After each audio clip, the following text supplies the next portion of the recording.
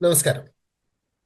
എല്ലാ HSA social science ഉദ്യോഗാർത്ഥികൾക്കും ഐ+ ട്രെയിനിങ് സൊല്യൂഷൻസിന്റെ പുതിയൊരു വീഡിയോയിലോട്ട് സ്വാഗതം.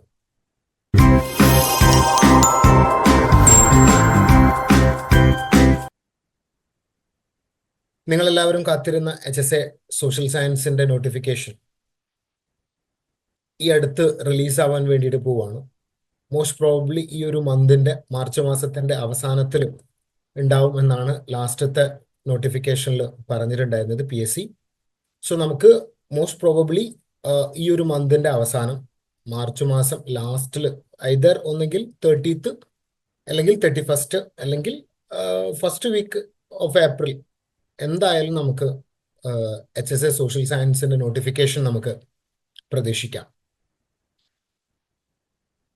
ബാക്കി എല്ലാ സബ്ജക്ട്സും വന്നിട്ടുണ്ട്. നമുക്ക് ഇതുവരെ വരാതിരുന്നിട്ടുണ്ടായിരുന്നത്, ഡിലേ ചെയ്തിട്ടുണ്ടായിരുന്നത് സോഷ്യൽ സയൻസിന്റെ മാത്രമാണ്. അപ്പോൾ സോഷ്യൽ സയൻസിന്റെ ഒരു നോട്ടിഫിക്കേഷൻ നമുക്ക് ഏറ്റവും അടുത്ത് തന്നെ നമുക്ക് പ്രതീക്ഷിക്കാവുന്നതാണ്. അപ്പോൾ നിങ്ങളെല്ലാവരും നിങ്ങളുടെ പ്രിപ്പറേഷൻസ് സ്റ്റാർട്ട് ചെയ്തിട്ടുണ്ടാവുമെന്നാണ് കരുതുന്നത്.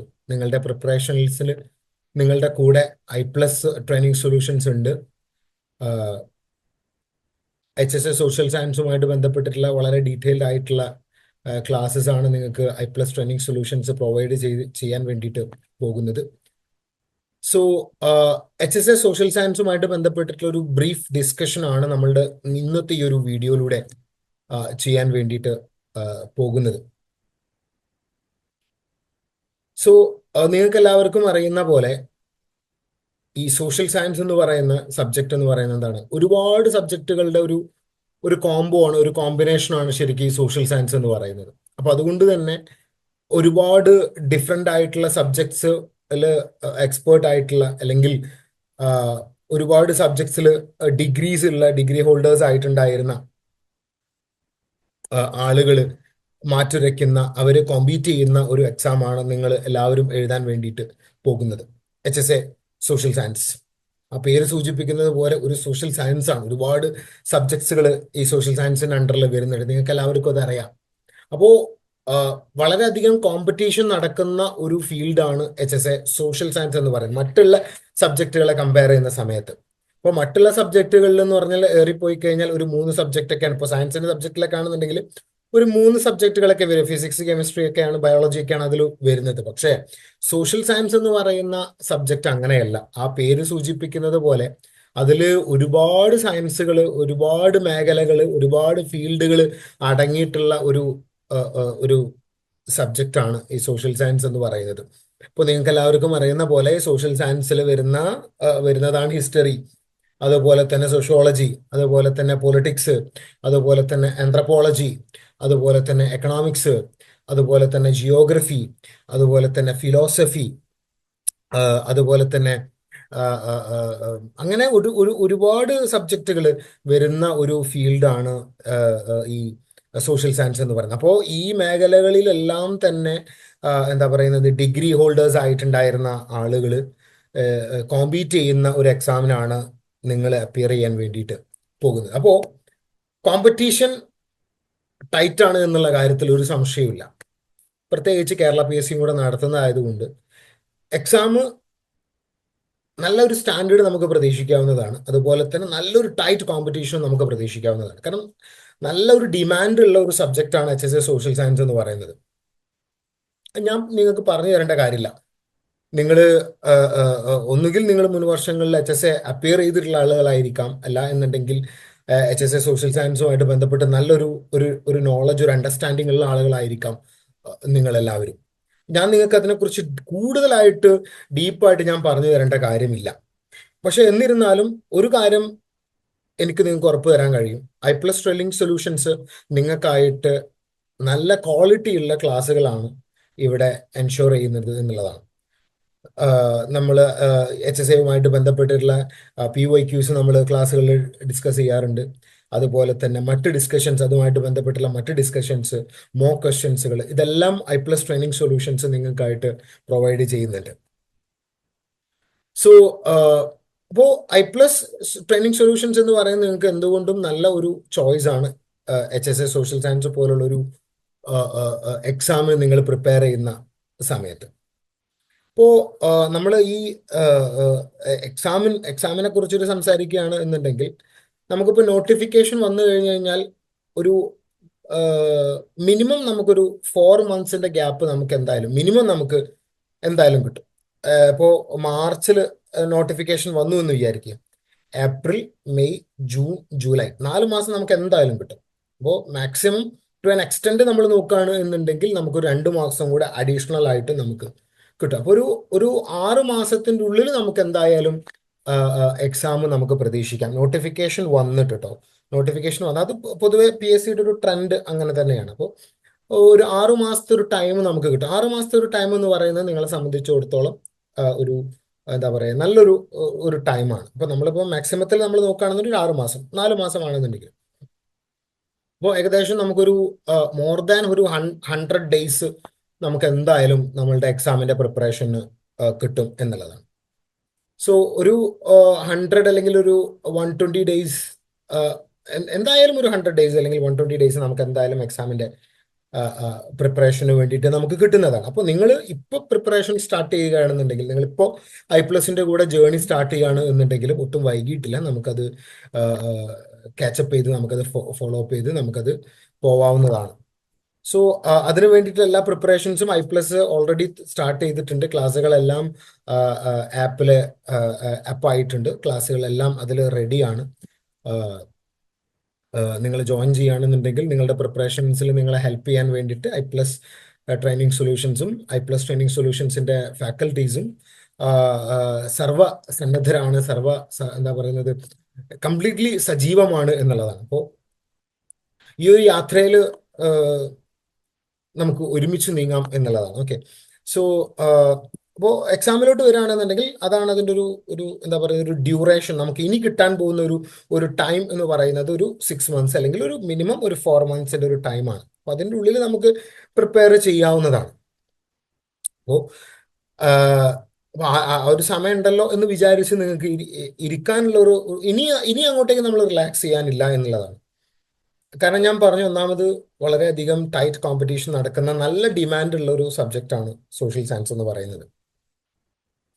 സോ അവിടെ അങ്ങനത്തെ ഒരു എക്സാമിനെ അഡ്രസ്സ് ചെയ്യിക്കാനാണ് നിങ്ങളെ I+ ട്രെയിനിങ് സൊല്യൂഷൻസ് ഇവിടെ ട്രെയിൻ ചെയ്യിപ്പിക്കുന്നത് എന്നുള്ളതാണ്. ഓക്കെ, സോ നമ്മളിനിപ്പോൾ എക്സാമിലോട്ട് കിടക്കുകയാണെന്നുണ്ടെങ്കിൽ എക്സാമിന്റെ ഒരു ബേസിക് ക്വാളിഫിക്കേഷൻ നിങ്ങൾക്ക് എല്ലാവർക്കും അറിയാം. BA, B.Ed ഇതാണ് മിനിമം ക്വാളിഫിക്കേഷൻ എന്ന് പറയുന്നത്. BA, B.Ed അതുപോലെ തന്നെ സെറ്റ്, ഇതാണ് ബേസിക് ക്വാളിഫിക്കേഷൻ ആയിട്ട്, അല്ലെങ്കിൽ കാറ്റഗറി 3 ഇതാണ് ബേസിക് ക്വാളിഫിക്കേഷൻ ആയിട്ട് വരുന്നത്. അപ്പൊ അതിൽ ചില എക്സെപ്ഷൻസ് ഉണ്ട്. ഇപ്പോൾ നമുക്ക് M.Ed ഉണ്ട് എന്നുണ്ടെങ്കിൽ കാറ്റഗറിന്റെ ആവശ്യമില്ല. അതുപോലെ തന്നെ MPhil ഉണ്ട് എന്നുണ്ടെങ്കിലും കാറ്റഗറിന്റെ ആവശ്യമില്ല. കാറ്റഗറിന്റെയോ സെറ്റിന്റെയോ ഒന്നും ആവശ്യമില്ല എന്നുള്ളതാണ്. അപ്പോൾ ഹയർ ക്വാളിഫിക്കേഷൻസ് ഉണ്ട് എന്നുണ്ടെങ്കിൽ ഈ രണ്ട് ക്വാളിഫയിങ് എക്സാമുകളും നമ്മൾ അപ്പിയർ ചെയ്യേണ്ട, നമ്മളത് എന്താ പറയുന്നത്, പാസ്സാവേണ്ട ആവശ്യകത ഇല്ല എന്നുള്ളതാണ്. അപ്പോൾ ഇതാണ് ഇതിൻ്റെ ഒരു ബേസിക് ക്വാളിഫിക്കേഷൻ എന്ന് പറയുമ്പോൾ മിനിമം നമുക്ക് കാറ്റഗറി 3 വേണം, പിന്നെ മാൻഡേറ്ററി ആയിട്ട് B.Edഉം BAയും വേണം. അപ്പോൾ B.Edഉം BAയും നമുക്ക് ഏതൊക്കെ സബ്ജക്റ്റുകളിൽ എടുക്കാം? അപ്പോൾ നമ്മൾ നോക്കുകയാണെന്നുണ്ടെങ്കിൽ നമ്മൾ നേരത്തെ പറഞ്ഞ പോലെ ഹിസ്റ്ററിയിൽ നമുക്ക് എടുക്കാം. ഹിസ്റ്ററി ആണെന്നുണ്ടെങ്കിൽ ഓക്കെയാണ്, ജിയോഗ്രഫി ആണെന്നുണ്ടെങ്കിൽ ഓക്കെയാണ്, പൊളിറ്റിക്സ് ആണെന്നുണ്ടെങ്കിൽ ഓക്കെയാണ്, ആന്ത്രപ്പോളജി ഓക്കെയാണ്, സോഷ്യോളജി ഓക്കെയാണ്, ഫിലോസഫി ഓക്കെയാണ്. ഇത്രയും സബ്ജക്റ്റുകളിൽ നമുക്ക് BA ഡിഗ്രി ഉണ്ട് എന്നുണ്ടെങ്കിൽ ഫൈൻ, ഓക്കെയാണ്. അതുപോലെ തന്നെ PGയുടെ ഒരു ആവശ്യകത ഇതിനില്ല. മിനിമം ക്വാളിഫിക്കേഷൻ എന്ന് പറയുന്നത് BA ആണ്, BA B.Ed ആണ്. PG ഉണ്ട് എന്ന് വിചാരിച്ച് കുഴപ്പമൊന്നുമില്ല. PG ഉണ്ട് എന്നുണ്ടെങ്കിലും ഫൈൻ ആണ്, ഓക്കെയാണ്, വേറെ പ്രശ്നങ്ങളൊന്നും അതിലില്ല. പക്ഷെ PG ഉണ്ട് എന്ന് വിചാരിച്ചാൽ നമുക്ക് വേറെ എക്സംഷൻസ് കിട്ടത്തില്ല. PGയുടെ മുകളിൽ ഡിഗ്രി ഉണ്ട് എന്നുണ്ടെങ്കിൽ, ഇപ്പോൾ MPhil ഒക്കെ ഉണ്ട് എന്നുണ്ടെങ്കിലാണ് നമുക്കൊരു എക്സംഷൻ കിട്ടുക. സെറ്റോ കാറ്ററ്റോ എഴുതേണ്ട ആവശ്യകത ഇല്ല എന്നുള്ളതാണ്.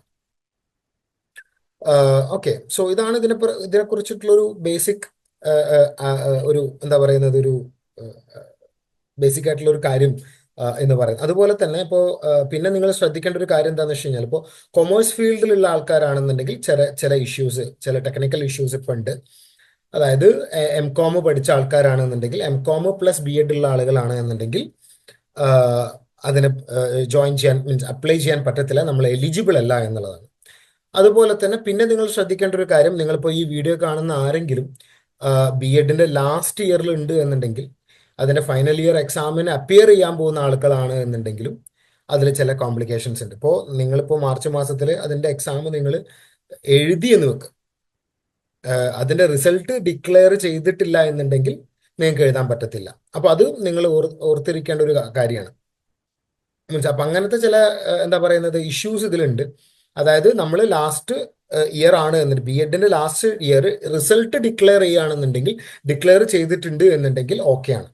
പക്ഷെ റിസൾട്ട് ഡിക്ലെയർ ചെയ്തിട്ടില്ല, യെറ്റ് ടു ബി ഡിക്ലെയർഡ് ആണ് എന്നുണ്ടെങ്കിലും നമുക്ക് അപ്പയർ ചെയ്യാൻ പറ്റത്തില്ല എന്നുള്ളതാണ്. ഓക്കെ, അപ്പോൾ ആപ്ലിക്കേഷൻ വിളിക്കുന്ന സമയത്ത്, ആപ്ലിക്കേഷൻ കോൾ ഫോർ ചെയ്യുന്ന സമയത്ത് നിങ്ങൾക്ക് റിസൾട്ട് എല്ലാം ഔട്ട് ആയിട്ടുണ്ട് എന്നുണ്ടെങ്കിൽ അപ്പിയർ ചെയ്യാം. എക്സാമിന് അപ്പിയറിങ് ചെയ്യുന്ന സെക്കൻഡ് ഇയർ സ്റ്റുഡൻസ് ആണ് എന്നുണ്ടെങ്കിൽ അത് പോസിബിൾ അല്ല എന്നുള്ളത്. അപ്പൊ ഇങ്ങനത്തെ രണ്ട് പ്രശ്നങ്ങൾ ഇതിനുണ്ട് എന്നുള്ളതാണ്.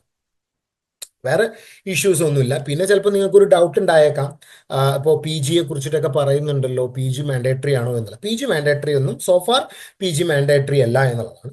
പി ജി മാൻഡേറ്ററി ആകും, വരുന്ന വർഷങ്ങളിൽ പി ജി മാൻഡേറ്ററി ആകും. അതായത് ഒരു 4 ഇയേഴ്സിന്റെ ഒക്കെ ഒരു ഗ്യാപ്പ് അതിലുണ്ട്. സർക്കാർ പറയുന്നത് ഏകദേശം ഒരു 2028 ആവുന്ന സമയത്ത് എന്ത് ചെയ്യും, ഇത് പി ജി കൂടെ ഇതിലൂടെ മിനിമം ക്വാളിഫിക്കേഷൻ ആയിട്ട് കൊണ്ടുവരും എന്ന് പറയുന്നുണ്ട്. ഇപ്പോഴത്തെ സ്ഥിതി വെച്ചിട്ട്, ഇപ്പോഴത്തെ കറണ്ട് സിറ്റുവേഷൻ വെച്ചിട്ട് നമുക്ക് ബി എ മതി, അല്ലെങ്കിൽ ഡിഗ്രി മതി, ഡിഗ്രി ആൻഡ് ബി എഡ് മതി നമുക്ക് എക്സാമിന്. ഓക്കെ, അതും പിന്നെ നമ്മൾ പറഞ്ഞ ക്വാളിഫയിങ് എക്സാംസും അത് മതി. വേറെ നമുക്ക് ഒന്നിന്റെയും ആവശ്യകത ഇല്ല എന്നുള്ളതാണ്. അതുപോലെ തന്നെ ഞാൻ നേരത്തെ പറയാൻ വിട്ടുപോയി, ഈ സബ്ജക്റ്റിൽ ഇപ്പോൾ നമ്മൾ നേരത്തെ ഒരുപാട് സബ്ജക്റ്റുകൾ പറയാം, അതിൽ ഞാൻ ഒരു സബ്ജക്റ്റ് വിട്ടുപോയിട്ടുണ്ട്.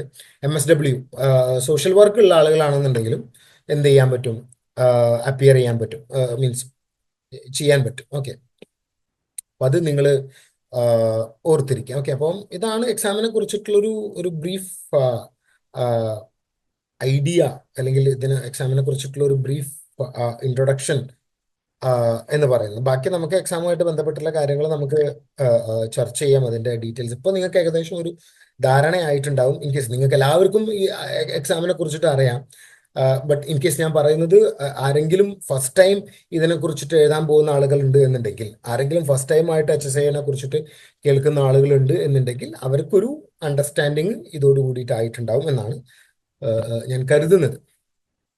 സോ നമുക്ക് നമ്മളുടെ ഒരു സിലബസ് ഡിസ്കഷനിലോട്ടും കാര്യങ്ങളിലോട്ടൊക്കെ ഒന്ന് കിടക്കാം.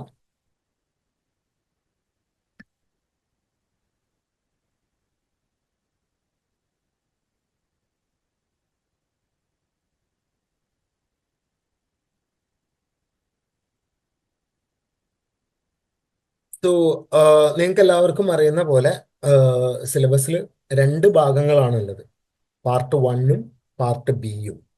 സോ പാർട്ട് 1 നമ്മളുടെ ബി എഡ് തിയറി, അതുപോലെ തന്നെ ജനറൽ നോളജ്, ഇങ്ങനത്തെ കാര്യങ്ങളൊക്കെ ചർച്ച ചെയ്യുന്ന part 1. Part be completely subject oriented ആണ്, സോഷ്യൽ സയൻസുമായിട്ട് ബന്ധപ്പെട്ടില്ല. അപ്പൊ ഇങ്ങനെ ഇങ്ങനെ 2 പാർട്ടുകളായിട്ടാണ് എക്സാമിന്റെ സിലബസ് വരുന്നത്. നിങ്ങൾക്ക് എല്ലാവർക്കും അറിയുന്ന പോലെ മൊത്തത്തിൽ 100 മാർക്സിനാണ് എക്സാം നടക്കാറ് പൊതുവെ. ഓക്കെ, സോ അതിൽ 20 മാർക്ക് എന്താണ്, ഈ പാർട്ട് എയിൽ നിന്ന് ഉള്ള 20 മാർക്ക്. പിന്നെ ബാക്കി 80 മാർക്ക് സബ്ജക്റ്റാണ്, സോഷ്യൽ സയൻസ് എന്നുള്ളതാണ് 80 മാർക്ക് വരിക. അപ്പോൾ ഈ ആദ്യത്തെ 20 മാർക്കിന്റെ ഒരു പ്രത്യേകത എന്താണെന്ന് വെച്ചാൽ, ആദ്യത്തെ 20 മാർക്കിന്റെ ക്വസ്റ്റ്യൻ പേപ്പർ ചോദ്യങ്ങളെല്ലാം തന്നെ എന്താണ്, ഇംഗ്ലീഷിലാണ് വരിക. ഇംഗ്ലീഷിലായിരിക്കും അതിന്റെ ചോദ്യങ്ങൾ വരിക. ഫസ്റ്റത്തെ 20 ചോദ്യങ്ങൾ എന്താണ്, ഇംഗ്ലീഷിലായിരിക്കും. അത് കഴിഞ്ഞിട്ടുള്ളത് മലയാളത്തിലായിരിക്കും. അപ്പൊ ഇങ്ങനെയാണ് അതിന്റെ ഒരു പാറ്റേൺ, അതിന്റെ ഒരു എക്സാമിന്റെ ഒരു നേച്ചർ വരുന്നത്. അതുപോലെ തന്നെ ഇപ്പോൾ എക്സാമിന്റെ ടൈപ്പ് ഓഫ് ക്വസ്റ്റ്യൻസ്, അല്ലെങ്കിൽ എക്സാമിന്റെ ഒരു ക്വസ്റ്റ്യന്റെ പാറ്റേൺ നമ്മൾ നോക്കുകയാണെന്നുണ്ടെങ്കിൽ നമുക്ക് വ്യത്യസ്ത രീതിയിലുള്ള പാറ്റേണുകൾ എക്സാമിന് വരാറുണ്ട്, ടൈപ്പ് ഓഫ് ക്വസ്റ്റ്യൻസ്. ഇപ്പോൾ എക്സാമ്പിൾ പറയുകയാണെന്നുണ്ടെങ്കിൽ, ഇപ്പോൾ 1 മാർക്കിന്റെ ഷോർട്ട് ആൻസർ ടൈപ്പ്, മീൻസ് 1 മാർക്കിന്റെ കറക്റ്റ് നമുക്കെല്ലാവർക്കും പരിചയമുള്ള ഈ ഒബ്ജക്റ്റീവ് ടൈപ്പ് ചോദ്യങ്ങൾ, അത് ഒരു ടൈപ്പാണത്. 1 മാർക്കിൻ്റെതായിട്ട്, എല്ലാം 1 മാർക്കിനെ തന്നെയാണ്.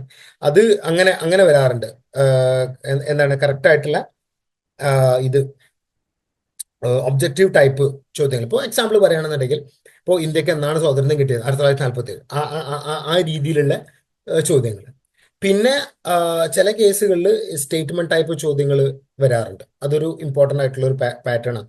സ്റ്റേറ്റ്മെന്റുകൾ കൊടുക്കും, അത് ട്രൂ ആയിട്ടുള്ള സ്റ്റേറ്റ്മെന്റുകൾ നമ്മളോട് പിക്ക് ചെയ്യാൻ പറയും, അല്ലെങ്കിൽ നോട്ട് കറക്റ്റ് ആയിട്ടുള്ള സ്റ്റേറ്റ്മെന്റുകൾ നമ്മളോട് പിക്ക് ചെയ്യാൻ വേണ്ടിയിട്ട് പറയും, തെറ്റായിട്ടുള്ള ശരിയായിട്ടുള്ള സ്റ്റേറ്റ്മെന്റുകൾ. അല്ലെങ്കിൽ ഇതിൽ എത്ര എണ്ണം, ഒരു സ്റ്റേറ്റ്മെന്റ്, ഒരു 4 സ്റ്റേറ്റ്മെന്റുകൾ കൊടുക്കും, ആ 4 സ്റ്റേറ്റ്മെന്റുകളിൽ കറക്റ്റ് ആയിട്ടുള്ള സ്റ്റേറ്റ്മെന്റ് ഏതൊക്കെയാണ് എന്നുള്ള രീതിയിലുള്ള ഒരു ചോദ്യവും നമുക്ക് പ്രതീക്ഷിക്കാവുന്നതാണ്. അപ്പോൾ അതുപോലെ തന്നെ മാച്ച് ദ ഫോളോയിങ് ഒരു ഇമ്പോർട്ടൻ്റ് ആയിട്ടുള്ള ഒരു ടൈപ്പ് ഓഫ് ക്വസ്റ്റ്യൻ ആണ്. അതുപോലെ തന്നെ പിന്നെ നമുക്ക് വരാൻ ചാൻസ് ഉള്ള ഒരു ടൈപ്പ് എന്ന് പറയുന്നത് ഇങ്ങനെ ക്രൊണോളജിക്കൽ ഓർഡറിലാക്കാനുള്ള ഒരു ചോദ്യം. ഒരുപാട് ഇവന്റ്സുകൾ കൊടുക്കും, ചിലപ്പോൾ ആ ഇവന്റ്സുകളെ ക്രൊണോളജിക്കൽ ആക്കാൻ, അല്ലെങ്കിൽ അതിന്റെ ഓപ്ഷൻസ് കൊടുത്തിട്ടുണ്ടായിരിക്കും, അത് നമ്മളോട് പിക്ക് ചെയ്യാൻ വേണ്ടിയിട്ട് പറയാം. അപ്പോൾ ഇത്തരത്തിലുള്ള ചോദ്യങ്ങളാണ് നമുക്ക് കുറേയൊക്കെ എക്സാമിന് അതിന്റെ ഒരു ജനറൽ ആയിട്ടുള്ള ഒരു ട്രെൻഡ് നമ്മൾ നോക്കുകയാണെന്നുണ്ടെങ്കിൽ ഇത്തരത്തിലുള്ള ചോദ്യങ്ങളാണ് നമുക്ക് വരാറുള്ളത്. ഓക്കെ, ഒബ്ജക്റ്റീവ് ടൈപ്പ് ചോദ്യങ്ങൾ, സ്റ്റേറ്റ്മെന്റ് ടൈപ്പ് ചോദ്യങ്ങൾ, true or false, match the following, chronological ഓർഡറിൽ അറേഞ്ച് ചെയ്യുക, ഇത്രയും കാര്യങ്ങളാണ് നമുക്ക് പൊതുവെ എക്സാമുകൾക്ക് വരുന്ന ടൈപ്പ് ചോദ്യങ്ങൾ. അല്ലെങ്കിൽ അതൊരു എക്സാമിന്റെ ഒരു പാറ്റേൺ അങ്ങനെയാണ് എന്നുള്ളതാണ്. അതുപോലെ തന്നെ ഇപ്പോൾ ഞാൻ നേരത്തെ പറഞ്ഞു, എന്താണ് ആദ്യത്തെ ഒരു 20, ആദ്യത്തെ മൊത്തത്തിൽ എത്രയാണ്, മൊത്തത്തിൽ 100 മാർക്കാണ് എന്ന് ഞാൻ പറഞ്ഞു. ഇപ്പൊ ഈ 100 മാർക്കിന് ഇപ്പൊ നിങ്ങൾക്ക് പ്ലേസ്മെന്റ് കിട്ടണമെന്നുണ്ടെങ്കിൽ, നിങ്ങൾക്ക് അപ്പോയിന്റ്മെന്റ് ഓർഡർ വരണം എന്നുണ്ടെങ്കിൽ, മിനിമം നിങ്ങൾ ഒരു 50 to 55 മാർക്ക് നിങ്ങൾ സ്കോർ ചെയ്യുകയാണെന്നുണ്ടെങ്കിൽ തീർച്ചയായിട്ടും റാങ്ക് ലിസ്റ്റിൽ നിങ്ങൾ എന്തായാലും ഉണ്ടായിരിക്കും. അപ്പോയിന്റ്മെന്റ് കിട്ടാനും നല്ല ചാൻസ് ഉണ്ട് എന്നുള്ളതാണ്. ഇപ്പോൾ നിങ്ങൾക്കറിയാം, ഒരു റാങ്ക് ലിസ്റ്റിന്റെ ഒരു കാലാവധി എന്ന് പറയുന്നത് 1.5 years ആണ്. അപ്പോൾ ഈ അപ്പോൾ ഈ ഒരു എക്സാം, അപ്പോൾ ആ ഒരു റാങ്ക് ലിസ്റ്റിൽ നമ്മൾ വരണം എന്നുണ്ടെങ്കിൽ, റാങ്ക് ലിസ്റ്റിൽ ടോപ്പിൽ നമ്മൾ വരണം എന്നുണ്ടെങ്കിൽ, നമ്മൾ ഏകദേശം ഇത്ര മാർക്ക് സ്കോർ ചെയ്താൽ നമുക്ക് എന്തായാലും കിട്ടും. മുൻ വർഷങ്ങളിലെ കട്ട് ഓഫ് നമ്മൾ നോക്കുന്ന സമയത്ത് നമുക്കത് കാണാൻ കഴിയും. ഏകദേശം ഒരു 50-55 മാർക്കൊക്കെ വാങ്ങുകയാണ് എന്നുണ്ടെങ്കിൽ തീർച്ചയായിട്ടും നമുക്ക് പ്ലേസ്മെന്റ് കിട്ടും എന്നുള്ളതാണ്, നമുക്ക് ജോലി ഷുവർ ആണ് എന്നുള്ളതാണ്. അപ്പൊ ഇതിൽ നിങ്ങൾ ശ്രദ്ധിക്കേണ്ടത്, ഈ ആദ്യത്തെ 20 വളരെ ഇമ്പോർട്ടൻ്റ് ആണ്, പാർട്ട് എയിലുള്ള. അതുപോലെ തന്നെ പാർട്ട് ബിയിലുള്ള 80 വളരെ വളരെ ഇമ്പോർട്ടൻ്റ്. ആ പാർട്ട് ബിയിലുള്ള 20 എന്ന് പറയുന്നത് ഓരോ സബ്ജക്റ്റിനും 20 മാർക്സ് വെച്ചിട്ടാണ്. അപ്പോൾ പാർട്ട് ബിയിൽ 80 മാർക്കിന്റെ ചോദ്യങ്ങൾ, പാർട്ട് ബിയിൽ 80 മാർക്കിന്റെ ചോദ്യങ്ങളിൽ ഹിസ്റ്ററി എന്നുള്ള 20 മാർക്കിന്റെ ചോദ്യങ്ങൾ, പൊളിറ്റിക്സ് എന്നുള്ള 20 മാർക്കിന്റെ ചോദ്യങ്ങൾ, എക്കണോമിക്സ് എന്നുള്ള 20 മാർക്കിന്റെ ചോദ്യങ്ങൾ, ജിയോഗ്രഫി എന്നുള്ള 20 മാർക്കിന്റെ ചോദ്യം, അങ്ങനെ മൊത്തം 80 മാർക്കിന്റെ ചോദ്യങ്ങൾ. അങ്ങനെ total part A and part B നമ്മൾ നോക്കുന്ന സമയത്ത് മൊത്തത്തിൽ 100 മാർക്കിന്റെ ചോദ്യങ്ങളാണ് നമുക്ക് പ്രതീക്ഷിക്കാവുന്നത്. ഓക്കെ, അപ്പോൾ ഇങ്ങനെയാണ് അതിൻ്റെ ഒരു എന്താ പറയുന്നത്, ഒരു മാർക്ക് ഡിസ്ട്രിബ്യൂഷൻ എന്ന് പറയുന്നത്. ഓക്കെ, അപ്പൊ അത് നിങ്ങളൊന്ന് ശ്രദ്ധിക്കാം. സോ നിങ്ങൾ ഒരു കാര്യം എന്തായാലും നമുക്ക് ഷുവറാണ്, 2025 എക്സാം എന്തായാലും നടന്നിരിക്കും, അതിൽ മാറ്റങ്ങളൊന്നുമില്ല. ഓക്കെ, തീർച്ചയായിട്ടും ആ എക്സാം നടന്നിരിക്കും 2025. നമുക്ക് ഇഷ്ടം പോലെ സമയമുണ്ട്. നമ്മളൊന്ന് പ്രിപ്പയർ ചെയ്യുകയാണെന്നുണ്ടെങ്കിൽ തീർച്ചയായിട്ടും നിങ്ങൾക്ക് എല്ലാവർക്കും റാങ്ക് ലിസ്റ്റിൽ വരാൻ സാധിക്കട്ടെ. സോ നമുക്ക് ഇതുമായിട്ട് ബന്ധപ്പെട്ടുള്ള ഡിസ്കഷൻസ് നടത്തിയാലോ? സ്റ്റാർട്ട് ചെയ്യാം. സോ പാർട്ട് എ 20 മാർക്കിന്റെ ചോദ്യങ്ങളാണ്. അതിൽ കുറേയൊക്കെ നമുക്ക് അറിയാവുന്ന കുറേ ചോദ്യങ്ങൾ വരും, സിമ്പിൾ ആയിട്ടുള്ള ഒരുപാട് ചോദ്യങ്ങൾ വരും. അപ്പോൾ പാർട്ട് എയിലെ module number 1 renaissance and freedom movement. ഈ ഭാഗം എന്ന് പറയുന്നത് നിങ്ങൾ തെറ്റിദ്ധരിക്കരുത്, ഇന്ത്യൻ ഹിസ്റ്ററിയുമായിട്ട് ബന്ധപ്പെട്ടിട്ടുള്ള, ബട്ട് കേരള ഹിസ്റ്ററിയുമായിട്ട് ബന്ധപ്പെട്ടിട്ടുള്ള. അത് നിങ്ങൾ ആ HSIയുടെ ചോദ്യപേപ്പർ നിങ്ങൾ എല്ലാവരും കണ്ടിട്ടുണ്ടായിരിക്കും. ആദ്യത്തെ 20 മാർക്കിന്റെ ചോദ്യങ്ങൾ കേരളത്തിൽ നടന്നിട്ടുണ്ടായിരുന്ന നവോത്ഥാന പ്രസ്ഥാനങ്ങളെ കുറിച്ചിട്ടും കേരളത്തിൽ നടന്നിട്ടുണ്ടായിരുന്ന ഫ്രീഡം മൂവ്മെന്റിനെ കുറിച്ച്, സ്വാതന്ത്ര്യ സമരത്തെയൊക്കെ കുറിച്ചിട്ടാണ്. അപ്പോൾ ഗാന്ധിജിയുടെ കേരളത്തിലോട്ടുള്ള വരവ്, സന്ദർശനം, കേളപ്പൻ സത്യാഗ്രഹം, അതുപോലെ തന്നെ വൈക്കം സത്യാഗ്രഹം, അതുപോലെ തന്നെ ഗുരുവായൂർ സത്യാഗ്രഹം, അതുപോലെ തന്നെ ചട്ടമ്പി സ്വാമികള്, അയ്യങ്കാളി, അതുപോലെ തന്നെ വില്ലുവണ്ടി സമരം, ഇങ്ങനെയുള്ള കാര്യങ്ങൾ, അതായത് കേരളത്തിൽ നടന്നിട്ടുണ്ടായിരുന്ന, കേരളത്തിൽ 20ാം നൂറ്റാണ്ടിലും 20ാം നൂറ്റാണ്ടിൽ കേരളത്തിൽ നടന്നിട്ടുണ്ടായിരുന്ന സംഭവ വികാസങ്ങൾ 20-ാം നൂറ്റാണ്ടിനും 19-ാം നൂറ്റാണ്ടിന്റെ അവസാനത്തിലൊക്കെ ആയിട്ട് കേരളത്തിൽ നടന്നിട്ടുണ്ടായിരുന്ന പ്രധാനപ്പെട്ട സംഭവ വികാസങ്ങളെ, റെനേസൻസ്, ഫ്രീഡം മൂവ്മെന്റ് ഒക്കെ ആയിട്ട് ബന്ധപ്പെട്ടിട്ടുള്ള കാര്യങ്ങളാണ് മൊഡ്യൂൾ നമ്പർ 1 നമുക്ക് ഉള്ളത്. ഇപ്പോ അത് നിങ്ങൾ ഓർത്തിരിക്കുക. അതുപോലെ തന്നെ module number 2 general knowledge and current affairs ആണ്. ഇപ്പോൾ general knowledge and current affairs നിങ്ങൾക്ക് ടാക്കിൾ ചെയ്യണമെന്നുണ്ടെങ്കിൽ നിങ്ങൾ ഏറ്റവും കൂടുതൽ ചെയ്യേണ്ട ഒരു പരിപാടി എന്താണെന്ന് വെച്ച് കഴിഞ്ഞാൽ നന്നായിട്ട് ന്യൂസ് പേപ്പറുകൾ വായിക്കുക എന്നുള്ളതാണ്. ഇപ്പോൾ കഴിഞ്ഞ വർഷം മുതൽക്കുള്ള കറണ്ട് അഫയേഴ്സിന്റെ കാര്യങ്ങൾ നിങ്ങളൊന്ന് ശ്രദ്ധിക്കേണ്ടതുണ്ട്. അതായത് 2024, അതായത് 2024 ഏകദേശം ഒരു ജൂൺ മുതൽ ഇങ്ങോട്ടേക്കുള്ള കാര്യങ്ങൾ നിങ്ങൾ നന്നായിട്ട് റെഫർ ചെയ്യേണ്ടതുണ്ട്. അതുപോലെ തന്നെ എക്സാം നടക്കുന്നതിന് തൊട്ട് മുന്നേ വരേക്കുള്ള കാര്യങ്ങൾ നിങ്ങൾ നന്നായിട്ട് നോക്കേണ്ടതുണ്ട്. ഡെയിലി ഇമ്പോർട്ടൻ്റ് ആയിട്ടുള്ള കാര്യങ്ങൾ ന്യൂസ് പേപ്പറിൽ നിന്നൊക്കെ നമുക്ക് കിട്ടും. അതിന് ന്യൂസ് പേപ്പർ തന്നെ ഫോളോ ചെയ്യണമെന്നില്ല. ഒരുപാട് സൈറ്റുകൾ കറണ്ട് അഫയേഴ്സിന്റെ കാര്യങ്ങൾ ചർച്ച ചെയ്യുന്ന ഡെയിലി അപ്ഡേറ്റുകൾ വരുന്ന ഒരുപാട് സൈറ്റുകളുണ്ട്. ആ സൈറ്റുകളൊന്നും എല്ലാ ദിവസവും ഒന്ന് ഫോളോ അപ്പ് ചെയ്താൽ തന്നെ മതി. കറണ്ട് അഫയേഴ്സുമായിട്ട് ബന്ധപ്പെട്ടുള്ള കാര്യങ്ങൾ നിങ്ങൾക്ക് എന്തായാലും അവിടുന്ന് കിട്ടും. അതുപോലെ തന്നെ general knowledge. So general knowledge എന്ന് പറഞ്ഞാൽ പൊതുവെ ഇപ്പോൾ ഇന്ത്യൻ ഹിസ്റ്ററിയുമായിട്ട് ബന്ധപ്പെട്ടുള്ള കാര്യങ്ങളൊക്കെയാണ് ജനറൽ നോളജിൽ അധികമൊക്കെ ചോദിക്കാറുള്ളത്. ഇപ്പോൾ ഒരു എക്സാമ്പിൾ ഞാൻ പറഞ്ഞത്, ഇപ്പോൾ 2016 ഇതേപോലെ ഈ ജനറൽ നോളജിന്റെ ഭാഗമായിട്ട് ഒരു ചോദ്യം വന്നിട്ടുണ്ട്. അത് ഹിസ്റ്ററി എന്നുള്ള ഒരു ചോദ്യം, അതായത് ഈ പ്ലാസി യുദ്ധത്തെ കുറിച്ചിട്ട് എന്നാണ് പ്ലാസി യുദ്ധം നടന്നിട്ടുണ്ടായിരുന്നത് എന്നുള്ള ഒരു ചോദ്യം വന്നിട്ടുണ്ട്. അപ്പോൾ ജനറൽ നോളജിൽ നമുക്ക് ഇത്തരത്തിലുള്ള ചോദ്യങ്ങൾ നമുക്ക് എന്താക്കാം, പ്രതീക്ഷിക്കാവുന്നതാണ്. കുറെയൊക്കെ ഹിസ്റ്ററിയും കാര്യങ്ങളൊക്കെ ആയിട്ട് ബന്ധപ്പെട്ടുള്ള ചോദ്യങ്ങൾ നിങ്ങൾക്ക് അതിൽ എന്താക്കാൻ പറ്റും, പ്രതീക്ഷിക്കാവുന്നതാണ്. അതുപോലെ തന്നെ കറണ്ട് അഫയേഴ്സും ഒക്കെ ആയിട്ട് ബന്ധപ്പെട്ടിട്ടാണെന്നുണ്ടെങ്കിൽ സ്പോർട്സ് ഇവന്റുകൾ, ഇപ്പം അടുത്ത് നടന്നിട്ടുണ്ടായിരുന്ന സ്പോർട്സ് ഇവന്റുകൾ, ഒളിമ്പിക്സ്, ഇങ്ങനത്തെ കാര്യങ്ങളൊക്കെ നിങ്ങൾ നോക്കുക. അതുപോലെ തന്നെ ക്രിക്കറ്റ്, അതുപോലെ തന്നെ ഓസ്കാർ, ഫിലിം, ഇങ്ങനെയുള്ള പ്രധാനപ്പെട്ട കാര്യങ്ങളൊക്കെ ഒന്ന് ശ്രദ്ധിക്കുക. കറണ്ട് അഫയേഴ്സിന് അതുമായിട്ടൊക്കെ ബന്ധപ്പെട്ട് ചോദ്യങ്ങൾ വരാറുണ്ട്. ഇപ്പോൾ ഓസ്കാർ എന്താ പറയുന്നത്, ഈ ഗോൾഡൻ ഗ്ലോബ് അവാർഡുകൾ കിട്ടിയിട്ടുണ്ടായിരുന്ന അങ്ങനത്തെ ഫിലിംസ് ഒക്കെ ഏതൊക്കെയാണ് എന്നുള്ള രീതിയിലേക്കുള്ള ഒരു ചോദ്യങ്ങൾ നമുക്ക് പ്രതീക്ഷിക്കാവുന്നതാണ്. ഇപ്പോൾ എൻ്റെ ഓർമ്മ 2016 ഇതേപോലെ ഒരു ചോദ്യം വന്നിട്ടുണ്ട്. ഇപ്പോൾ കറണ്ട് അഫയേഴ്സുമായിട്ട് ബന്ധപ്പെട്ട് ഇപ്പോൾ ഒളിമ്പിക്സ് ഗെയിംസിന്റെ മോട്ടോ എന്താണ് എന്നുള്ള ഒരു ചോദ്യമൊക്കെ വന്നിട്ടുണ്ട്.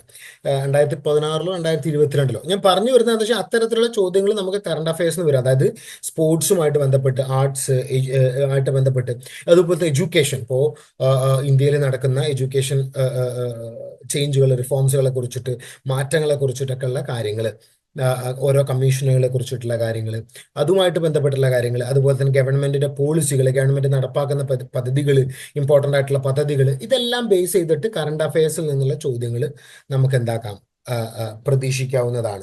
ഇപ്പോൾ പൊളിറ്റിക്കൽ ചേഞ്ചുകൾ എന്തൊക്കെയാണ് നടക്കുന്നത്, പൊളിറ്റിക്കൽ സിസ്റ്റത്തിൽ വന്ന മാറ്റങ്ങൾ എന്തൊക്കെയാണ്, ഗവൺമെന്റിന്റെ പോളിസികൾ, ഈ കാര്യങ്ങളൊക്കെ നമുക്ക് എന്താക്കാൻ പറ്റും, ഈ ഒരു ഭാഗത്ത് നിന്ന് പ്രതീക്ഷിക്കാവുന്നതാണ്. എഡ്യൂക്കേഷണൽ ചേഞ്ചുകൾ, ഇങ്ങനെയുള്ള കാര്യങ്ങളൊക്കെയാണ് നമുക്ക് ഇതിൽ നിന്ന് പ്രതീക്ഷിക്കാവുന്നത്. അപ്പോൾ നിങ്ങൾ ഇതിനു വേണ്ടി പ്രിപ്പയർ ചെയ്യുന്ന സമയത്ത് നിങ്ങൾ കുറേയൊക്കെ എന്ത് ചെയ്യുക, ന്യൂസ് പേപ്പറുകളും അതുപോലെ തന്നെ ഓൺലൈൻ മീഡിയകളൊക്കെ ഒന്ന് നോക്കുക, അതൊന്ന് കൺസൾട്ട് ചെയ്യാം. ഓക്കെ. പിന്നെ മൊഡ്യൂൾ 3 ഈ മെത്തഡോളജിയാണ്. നമ്മളെ ബി എഡ് തിയറിയുമായിട്ട് ബി എഡുമായിട്ട് ബന്ധപ്പെട്ടുള്ള കാര്യങ്ങളാണ്. മെത്തഡോളജി പേപ്പർ കാര്യങ്ങളൊക്കെയാണ് അതിലുള്ളത്. അപ്പൊ അതിൽ ഈ nature of scope of the subject social science, അതിന്റെ curriculum, definition, principles, modern trends, അതുപോലെ തന്നെ national curriculum framework, Kerala curriculum framework, KCF, ഇങ്ങനെയുള്ള കാര്യങ്ങളുമായിട്ട് ബന്ധപ്പെട്ടിട്ടുള്ള ചോദ്യങ്ങൾ നമുക്ക് ഈ ഒരു ഭാഗത്ത് നിന്ന് നമുക്ക് എന്താക്കാം, പ്രതീക്ഷിക്കാവുന്ന. അപ്പോൾ ഈ HSAക്ക് നിങ്ങൾ പ്രിപ്പയർ ചെയ്യുന്ന സമയത്ത് നിങ്ങൾ പണ്ട് ബി എഡിനൊക്കെ പഠിച്ച സമയത്തുള്ള ആ ടെക്സ്റ്റ് ബുക്കുകളും കാര്യങ്ങളൊക്കെ ഒന്ന് റെഫർ ചെയ്ത് കഴിഞ്ഞ് കഴിഞ്ഞാൽ നന്നായിരിക്കും. കാരണം നമ്മൾ HSAയുടെ ക്വസ്റ്റ്യൻ പേപ്പർ നമ്മൾ നോക്കുകയാണെന്നുണ്ടെങ്കിൽ കുറേയൊക്കെ ചോദ്യങ്ങൾ നമ്മൾ ഡിഗ്രി ബേസ്ഡ് എക്സാം, അതായത് ഡിഗ്രി ലെവലിൽ നിന്നുള്ള ചോദ്യങ്ങൾ വരുന്നുണ്ട്. അപ്പോൾ നിങ്ങൾ പ്രിപ്പയർ ചെയ്യുന്ന സമയത്ത് ബി എഡിന് പഠിച്ച കാര്യങ്ങൾ അതൊന്ന് നിങ്ങൾ കൺസൾട്ട് ചെയ്തിട്ട് പോവുക, അതൊന്ന് റെഫർ ചെയ്യുക, വായിക്കേണ്ടതുണ്ട്, പഠിക്കേണ്ടതുണ്ട്. പിന്നെ ഇതിൽ പാർട്ട് എയിൽ വരുന്ന ബി എഡ് തിയറിയുമായിട്ട് ബന്ധപ്പെട്ട് അതിന്റെ അസസ്മെന്റുകൾ, ഇവാലുവേഷന്, അതിന്റെ കോൺസെപ്റ്റുകൾ, ടൈപ്സ്, അതുപോലെ തന്നെ പ്രിൻസിപ്പിൾസ്, അതുപോലെ തന്നെ കോംപ്രഹെൻസീവ് കരിക്കുലം, അതുപോലെ തന്നെ ഗ്രേഡിങ് ടൂൾസ്, ഇവാലുവേഷൻ, അതുപോലെ തന്നെ സെമിനാറുകൾ, അസൈൻമെന്റുകൾ, 2 ടെസ്റ്റുകൾ, അതുപോലെ തന്നെ ഫേമസ് ആയിട്ടുള്ള തിയറീഷ്യൻസ്, പിയാഷെ, ബെർണർ, ഗാഗ്നെ, വ്യോക്സി, ഗാർഡനർ തുടങ്ങിയ ആളുകൾ അവരുടെ തിയറി കാര്യങ്ങളൊക്കെ നമുക്ക് ഇവിടെ എന്താക്കാം, പ്രതീക്ഷിക്കാവുന്നതാണ്. അത്തരത്തിലുള്ള ചോദ്യങ്ങൾ നമുക്ക് ഇതിൽ നിന്നും പ്രതീക്ഷിക്കാവുന്നതാണ്.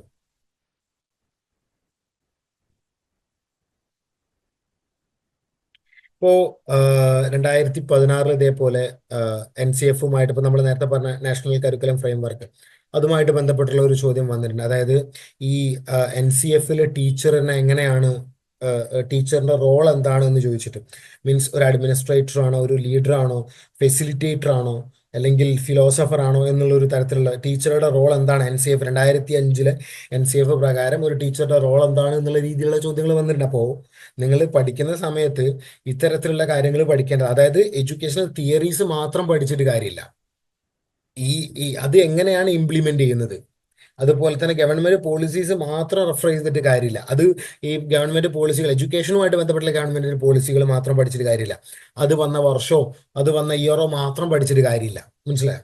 നിങ്ങൾ പഠിക്കുന്ന സമയത്ത് അതിന്റെ കണ്ടന്റ് കൂടെ പഠിക്കണം. അപ്പോൾ അതാ ഞാൻ പറഞ്ഞപ്പോൾ, ജസ്റ്റ് NCF വന്നത് ഇന്ന വർഷം ഇന്ന ആള് കൊണ്ടുവന്നു എന്ന് മാത്രം നമ്മൾ പഠിച്ചിട്ട് കാര്യമില്ല. ഇവിടെ ചോദ്യം നിങ്ങൾ ശ്രദ്ധിച്ചില്ലേ? ആ NCF-ന്റെ ഉള്ളിൽ ടീച്ചറുടെ റോൾ എന്താണെന്ന് വെച്ചാൽ, അപ്പോൾ ആ NCF-നെ കുറിച്ച് തറോ ആയിട്ട് അണ്ടർസ്റ്റാൻഡിംഗ് ഉള്ള ഒരാൾക്ക് മാത്രമേ അതിന് ആൻസർ ചെയ്യാൻ പറ്റുള്ളൂ. അപ്പൊ നിങ്ങൾ HSAക്ക് നിങ്ങൾ പ്രിപ്പയർ ചെയ്യുന്ന സമയത്ത് നിങ്ങൾ ചെയ്യേണ്ട ഒരു പരിപാടി എന്ന് പറയും, തറോ ആയിട്ട് നിങ്ങൾ പഠിക്കുക എന്നുള്ളത്. അല്ലെങ്കിൽ അതിൻ്റെ ഇപ്പോൾ ഒരു സബ്ജക്ട് പഠിക്കുന്ന സമയം, ഒരു ടോപ്പിക്ക് പഠിക്കുന്ന, ഒരു കോൺസെപ്റ്റ് പഠിക്കുന്ന സമയത്ത് അതിൻ്റെ ആ ഒരു ക്രീമി ലെയർ മാത്രം പഠിച്ചു പോയിട്ട് കാര്യമില്ല. അപ്പൊ അത് നിങ്ങൾക്ക് ആ ക്വസ്റ്റ്യൻ പേപ്പർ നിങ്ങൾ അനലൈസ് ചെയ്യുകയാണെന്നുണ്ടെങ്കിൽ നിങ്ങൾക്ക് തന്നെ അത് മനസ്സിലാവും. മനസ്സിലായി? ഇപ്പോൾ നമ്മളിപ്പോൾ വെറും ഇന്ത്യയുടെ ഇപ്പോൾ ഒരു എക്സാമ്പിൾ പറയുമ്പോൾ, ഇന്ത്യയുടെ ഫ്രീഡം, അല്ലെങ്കിൽ ബ്രിട്ടീഷുകാർ, ഇന്ത്യക്ക് സ്വാതന്ത്ര്യം കിട്ടിയ ബ്രിട്ടീഷുകാർ ഈ യുദ്ധം നടത്തി, പ്ലാസി യുദ്ധം 1757, അത് പഠിച്ചുകൊണ്ട് മാത്രം കാര്യമായില്ല എന്നുള്ളതാണ്. അതിൻ്റെ ഉള്ളിൽ എന്ത് നടന്നു എന്നുള്ള ഒരു അണ്ടർസ്റ്റാൻഡിങ് വേണം, ഒരു ഡീപ്പായിട്ടുള്ള അണ്ടർസ്റ്റാൻഡിങ്. കാരണം ക്വസ്റ്റ്യൻസ് കുറേയൊക്കെ വരുന്നത്, ഇപ്പോൾ നമ്മൾ വായിക്കേണ്ട പ്രധാനപ്പെട്ട ബുക്കുകൾ എന്ന് പറയുന്നത്, ഒന്ന് +1-ന്റെയും +2-ന്റെയും ഈ NCERT-യുടെ ബുക്കുകൾ നമ്മൾ നന്നായിട്ട് റെഫർ ചെയ്യേണ്ടതുണ്ട്. കാരണം അതുമായിട്ട് ബന്ധപ്പെട്ട് കുറേ ചോദ്യങ്ങൾ വരാറുണ്ട് അതിൽ നിന്ന് തന്നെ. അപ്പോൾ അത് വളരെ ഇമ്പോർട്ടൻ്റ് ആണ്. NCERT text book class 11 and 12, അത് ഹിസ്റ്ററി, സോഷ്യോളജി, പൊളിറ്റിക്സ് തുടങ്ങിയ ബുക്കുകൾ, അതെല്ലാം ഓൺലൈൻ ബുക്കുകൾ അവൈലബിൾ ആണ്. അപ്പോൾ ആ ബുക്കുകൾ ഡൗൺലോഡ് ചെയ്യുക, അത് റീഡ് ചെയ്യുക.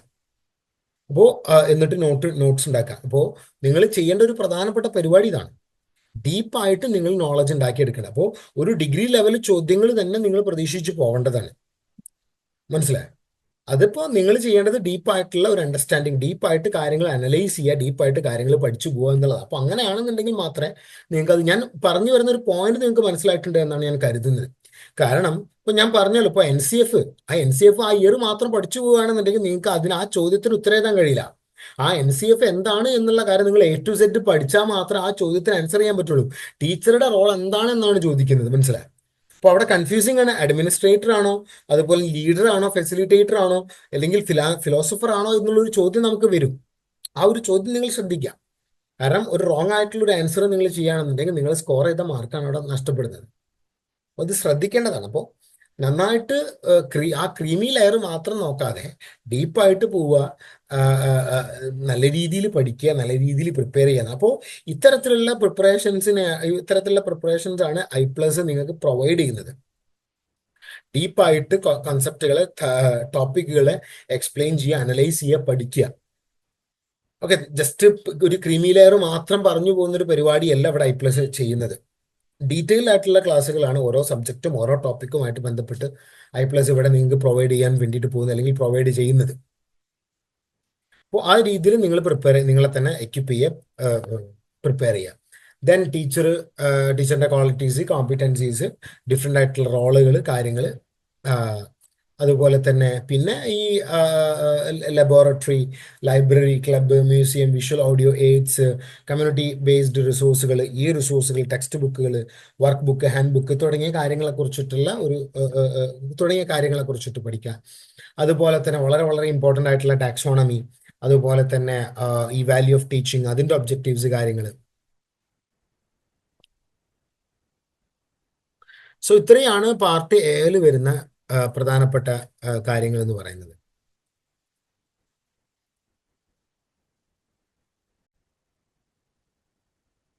അതുപോലെ തന്നെ ഈ പാർട്ട് എയിൽ നിങ്ങൾ കോൺസ്റ്റിറ്റ്യൂഷനുമായിട്ട് ബന്ധപ്പെട്ടുള്ള കാര്യങ്ങളും ഒന്ന് പഠിക്കേണ്ടതുണ്ട്. കാരണം കോൺസ്റ്റിറ്റ്യൂഷൻ എല്ലാ കാര്യങ്ങളും പഠിക്കണം എന്നല്ല പറയുന്നത്, ബട്ട് അത് ഈ ജനറൽ നോളജിന്റെ ഭാഗമായിട്ട് കോൺസ്റ്റിറ്റ്യൂഷൻ വരുന്നതാണ്.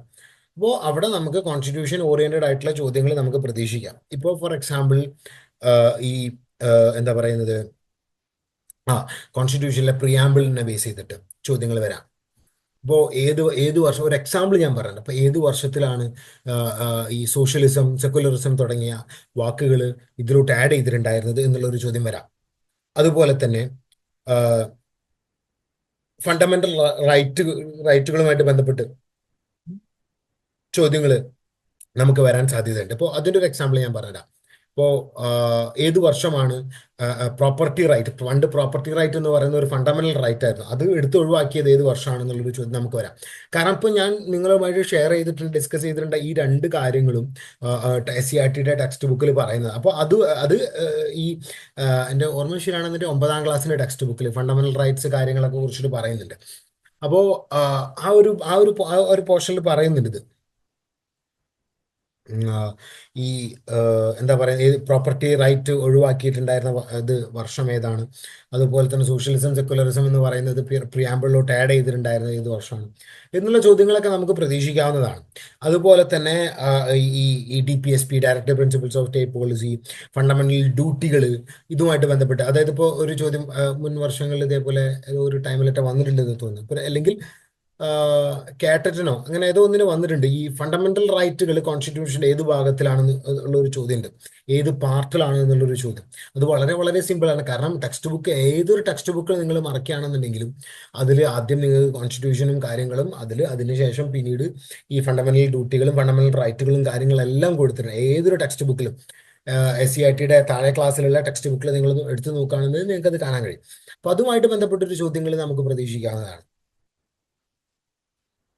സോ ഇങ്ങനത്തെ ഡിഫറെന്റ് ആയിട്ടുള്ള ചോദ്യങ്ങൾ നമുക്ക് എക്സാമിന് പ്രതീക്ഷിക്കാം, എസ്പെഷ്യലി ഈ പാർട്ട് എ എന്ന് പറയുന്ന മേഖലയിൽ. അതുപോലെ തന്നെ ഞാൻ നേരത്തെ ഒരുപാട് സബ്ജക്റ്റുകളെ കുറിച്ചിട്ട് പറഞ്ഞു. ആ സബ്ജക്റ്റുകൾ, ഒരു സബ്ജക്റ്റ് പറയാൻ പറ്റും, സൈക്കോളജിയും ഒക്കെയാണ്. സൈക്കോളജി പഠിച്ച ആളുകൾക്കും എന്ത് ചെയ്യാം, ആ, ഈ സോഷ്യൽ സയൻസിന്റെ HSIയിൽ അപ്ലൈ ചെയ്യാവുന്നതാണ്. അതുപോലെ തന്നെ മറ്റൊരു വിട്ടുപോയിട്ടുള്ള ഒരു കാര്യം എന്താണെന്ന് വെച്ച് കഴിഞ്ഞാൽ ഈ ഇതിന്റെ ഏജ് ലിമിറ്റ്. ഇപ്പോൾ HSI സോഷ്യൽ സയൻസിന്റെ ജനറൽ കാറ്റഗറി ആണ് എന്നുണ്ടെങ്കിൽ മിനിമം വയസ്സെന്ന് പറയുന്നത് 40 ഇയേഴ്സാണ്. അത് 40 വയസ്സ് പ്രായം, അതായത് 41 ആവാണ് എന്നുണ്ടെങ്കിൽ, ഇപ്പോൾ എക്സാം എഴുതാൻ പോകുന്ന സമയത്ത് നമുക്ക് 41 ആവാണ് എന്നുണ്ടെങ്കിൽ, ഇപ്പോൾ 2025 ജനുവരി മാസത്തിൽ 41 ആവുകയാണ് എന്നുണ്ടെങ്കിൽ, ജനുവരി 1-ാം തീയതി 41 ആവാണ് എന്നുണ്ടെങ്കിൽ ആ വ്യക്തിക്ക് പാസ് എഴുതാൻ പറ്റില്ല. അതുപോലെ തന്നെ പക്ഷെ ഇതിൽ ചില റിലാക്സേഷൻസ് ഉണ്ട്. റിലാക്സേഷൻസ് ബാക്ക്വേർഡ് കമ്മ്യൂണിറ്റീസ് ആണ് കിട്ടുക.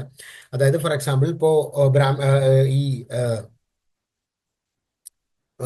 മുസ്ലിംസ്, അതുപോലെ തന്നെ ബാക്ക്വേർഡ് കമ്മ്യൂണിറ്റി മുസ്ലിംസ്, അതുപോലെ തന്നെ ഇഴവാസ്, അങ്ങനെയുള്ള ബാക്ക്വേർഡ് കമ്മ്യൂണിറ്റി ആണ് എന്നുണ്ടെങ്കിൽ ഇതേപോലെ റിലാക്സേഷൻസ് കിട്ടാറുണ്ട്. ഇപ്പോൾ ഈ SC ST കാണുന്നുണ്ടെങ്കിൽ, ഇപ്പോൾ ജനറൽ കാറ്റഗറിയുടെ വയസ്സ് എന്ന് പറയുന്നത് 40 എക്സാം എഴുതാനുള്ള. അപ്പോൾ അതിന് മുകളിലാണ് എന്നുണ്ടെങ്കിൽ, ഇപ്പോൾ എന്താ പറയുന്നത്, ഈ ഇപ്പോൾ OBC-ക്കാർ, പല വിഭാഗക്കാർ OBC-യിൽ വരുന്നുണ്ട്. ഇപ്പോൾ ഇഴവ, അതുപോലെ തന്നെ മുസ്ലിം. അപ്പോൾ OBC-ക്കാരാണ് എന്നുണ്ടെങ്കിൽ 43 വയസ്സ് വരെ റിലാക്സേഷൻ കിട്ടും, 3 വർഷം കൂടെ യാസ്തി കിട്ടും. SC ST ആണെന്നുണ്ടെങ്കിൽ അത് 5 വർഷമായിട്ട് ഇൻക്രീസ് ചെയ്യും. അതായത് SC ST ആണെന്നുണ്ടെങ്കിൽ 5 വർഷം എക്സ്റ്റെൻഡ് ചെയ്യും. അതായത് 40 വയസ്സാണ് ജനറലിന്, അതിന്റെ 5 വർഷം എന്ന് പറയുമ്പോൾ 45 വയസ്സുള്ള 40, അതായത് ജനുവരി മാസം 2025 ജനുവരി മാസം 1-ാം തീയതി ഒക്കെ 2025 ഇത്ര വയസ്സ്, 46-ാമത്തെ വയസ്സാണ് എന്നുണ്ടെങ്കിൽ തീർച്ചയായിട്ടും എന്ത് ചെയ്യാൻ പറ്റില്ല, എക്സാമിന് അപ്പിയർ ചെയ്യാൻ പറ്റില്ല, എക്സാമിന് അപ്ലൈ ചെയ്യാൻ പറ്റത്തില്ല എന്നുള്ളതാണ്. അപ്പൊ അത് നിങ്ങളൊന്ന് ഓർത്തിരിക്കുക. സോ ഇത്രയും കാര്യങ്ങളാണ് ജനറൽ ആയിട്ട് ഇതുമായിട്ട് ബന്ധപ്പെട്ട് പറയാനുള്ളത്. ബാക്കി നമുക്ക് സബ്ജക്റ്റുകളിൽ ഡിസ്കസ് ചെയ്യാം.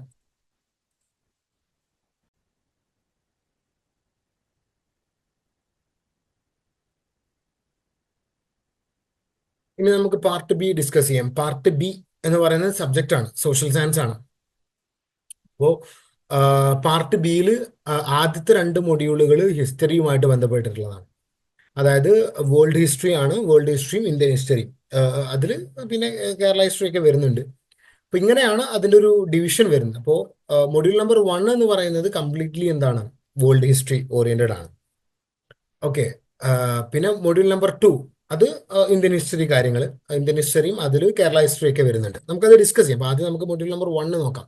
Module number 1 definitions of history ആണ്. ഡെഫിനിഷൻസ് ഓഫ് ഹിസ്റ്ററിയിൽ ഈ പ്രധാനപ്പെട്ട ചരിത്രകാരന്മാർ ഹിസ്റ്ററിയെ എങ്ങനെയാണ് നിർവചിച്ചിട്ടുള്ളത് എന്നുള്ള കാര്യങ്ങളാണ്.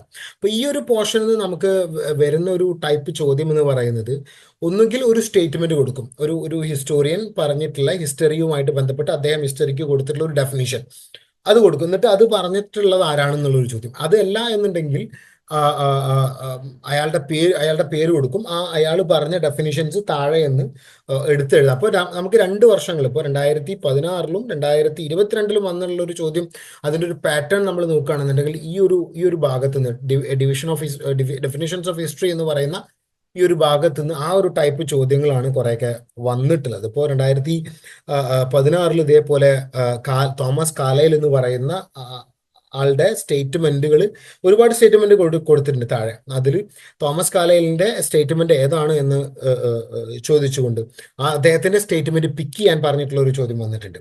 അതുപോലെ തന്നെ 2016 ഒരു സ്റ്റേറ്റ്മെന്റ് കൊടുത്തിട്ടുണ്ടായിരുന്നു. ആ സ്റ്റേറ്റ്മെന്റ് പറഞ്ഞാൽ, അതായത് ഈ യുഗ പാരമ്പര്യങ്ങളിലൂടെ മനുഷ്യൻ ആർജിച്ച സംസ്കാരത്തിന്റെ ചരിത്രമാണ്, സംസ്കാരത്തിന്റെ കഥയാണ് ചരിത്രം എന്ന് ചരിത്രത്തെ നിർവചിച്ചിട്ടുള്ളത് ആരാണ് എന്നുള്ള ഒരു ചോദ്യം ഉണ്ടായിട്ടുണ്ടായിരുന്നു. സോ അങ്ങനെ ചരിത്രത്തെ നിർവചിച്ചിട്ടുണ്ടായിരുന്ന അമേരിക്കൻ ഹിസ്റ്റോറിയൻ ആയിട്ടുണ്ടായിരുന്ന വിൽ ഡ്യൂറന്റ് എന്ന് പറയുന്ന ആളാണ്. അപ്പോൾ ഈ ഡിവിഷൻ ഓഫ് ഹിസ്റ്ററി എന്ന് പറയുന്ന ഈ ഒരു പോർഷനിൽ നമുക്ക് ഇത്തരത്തിലുള്ള ചോദ്യങ്ങൾ പ്രതീക്ഷിക്കാവുന്നതാണ്.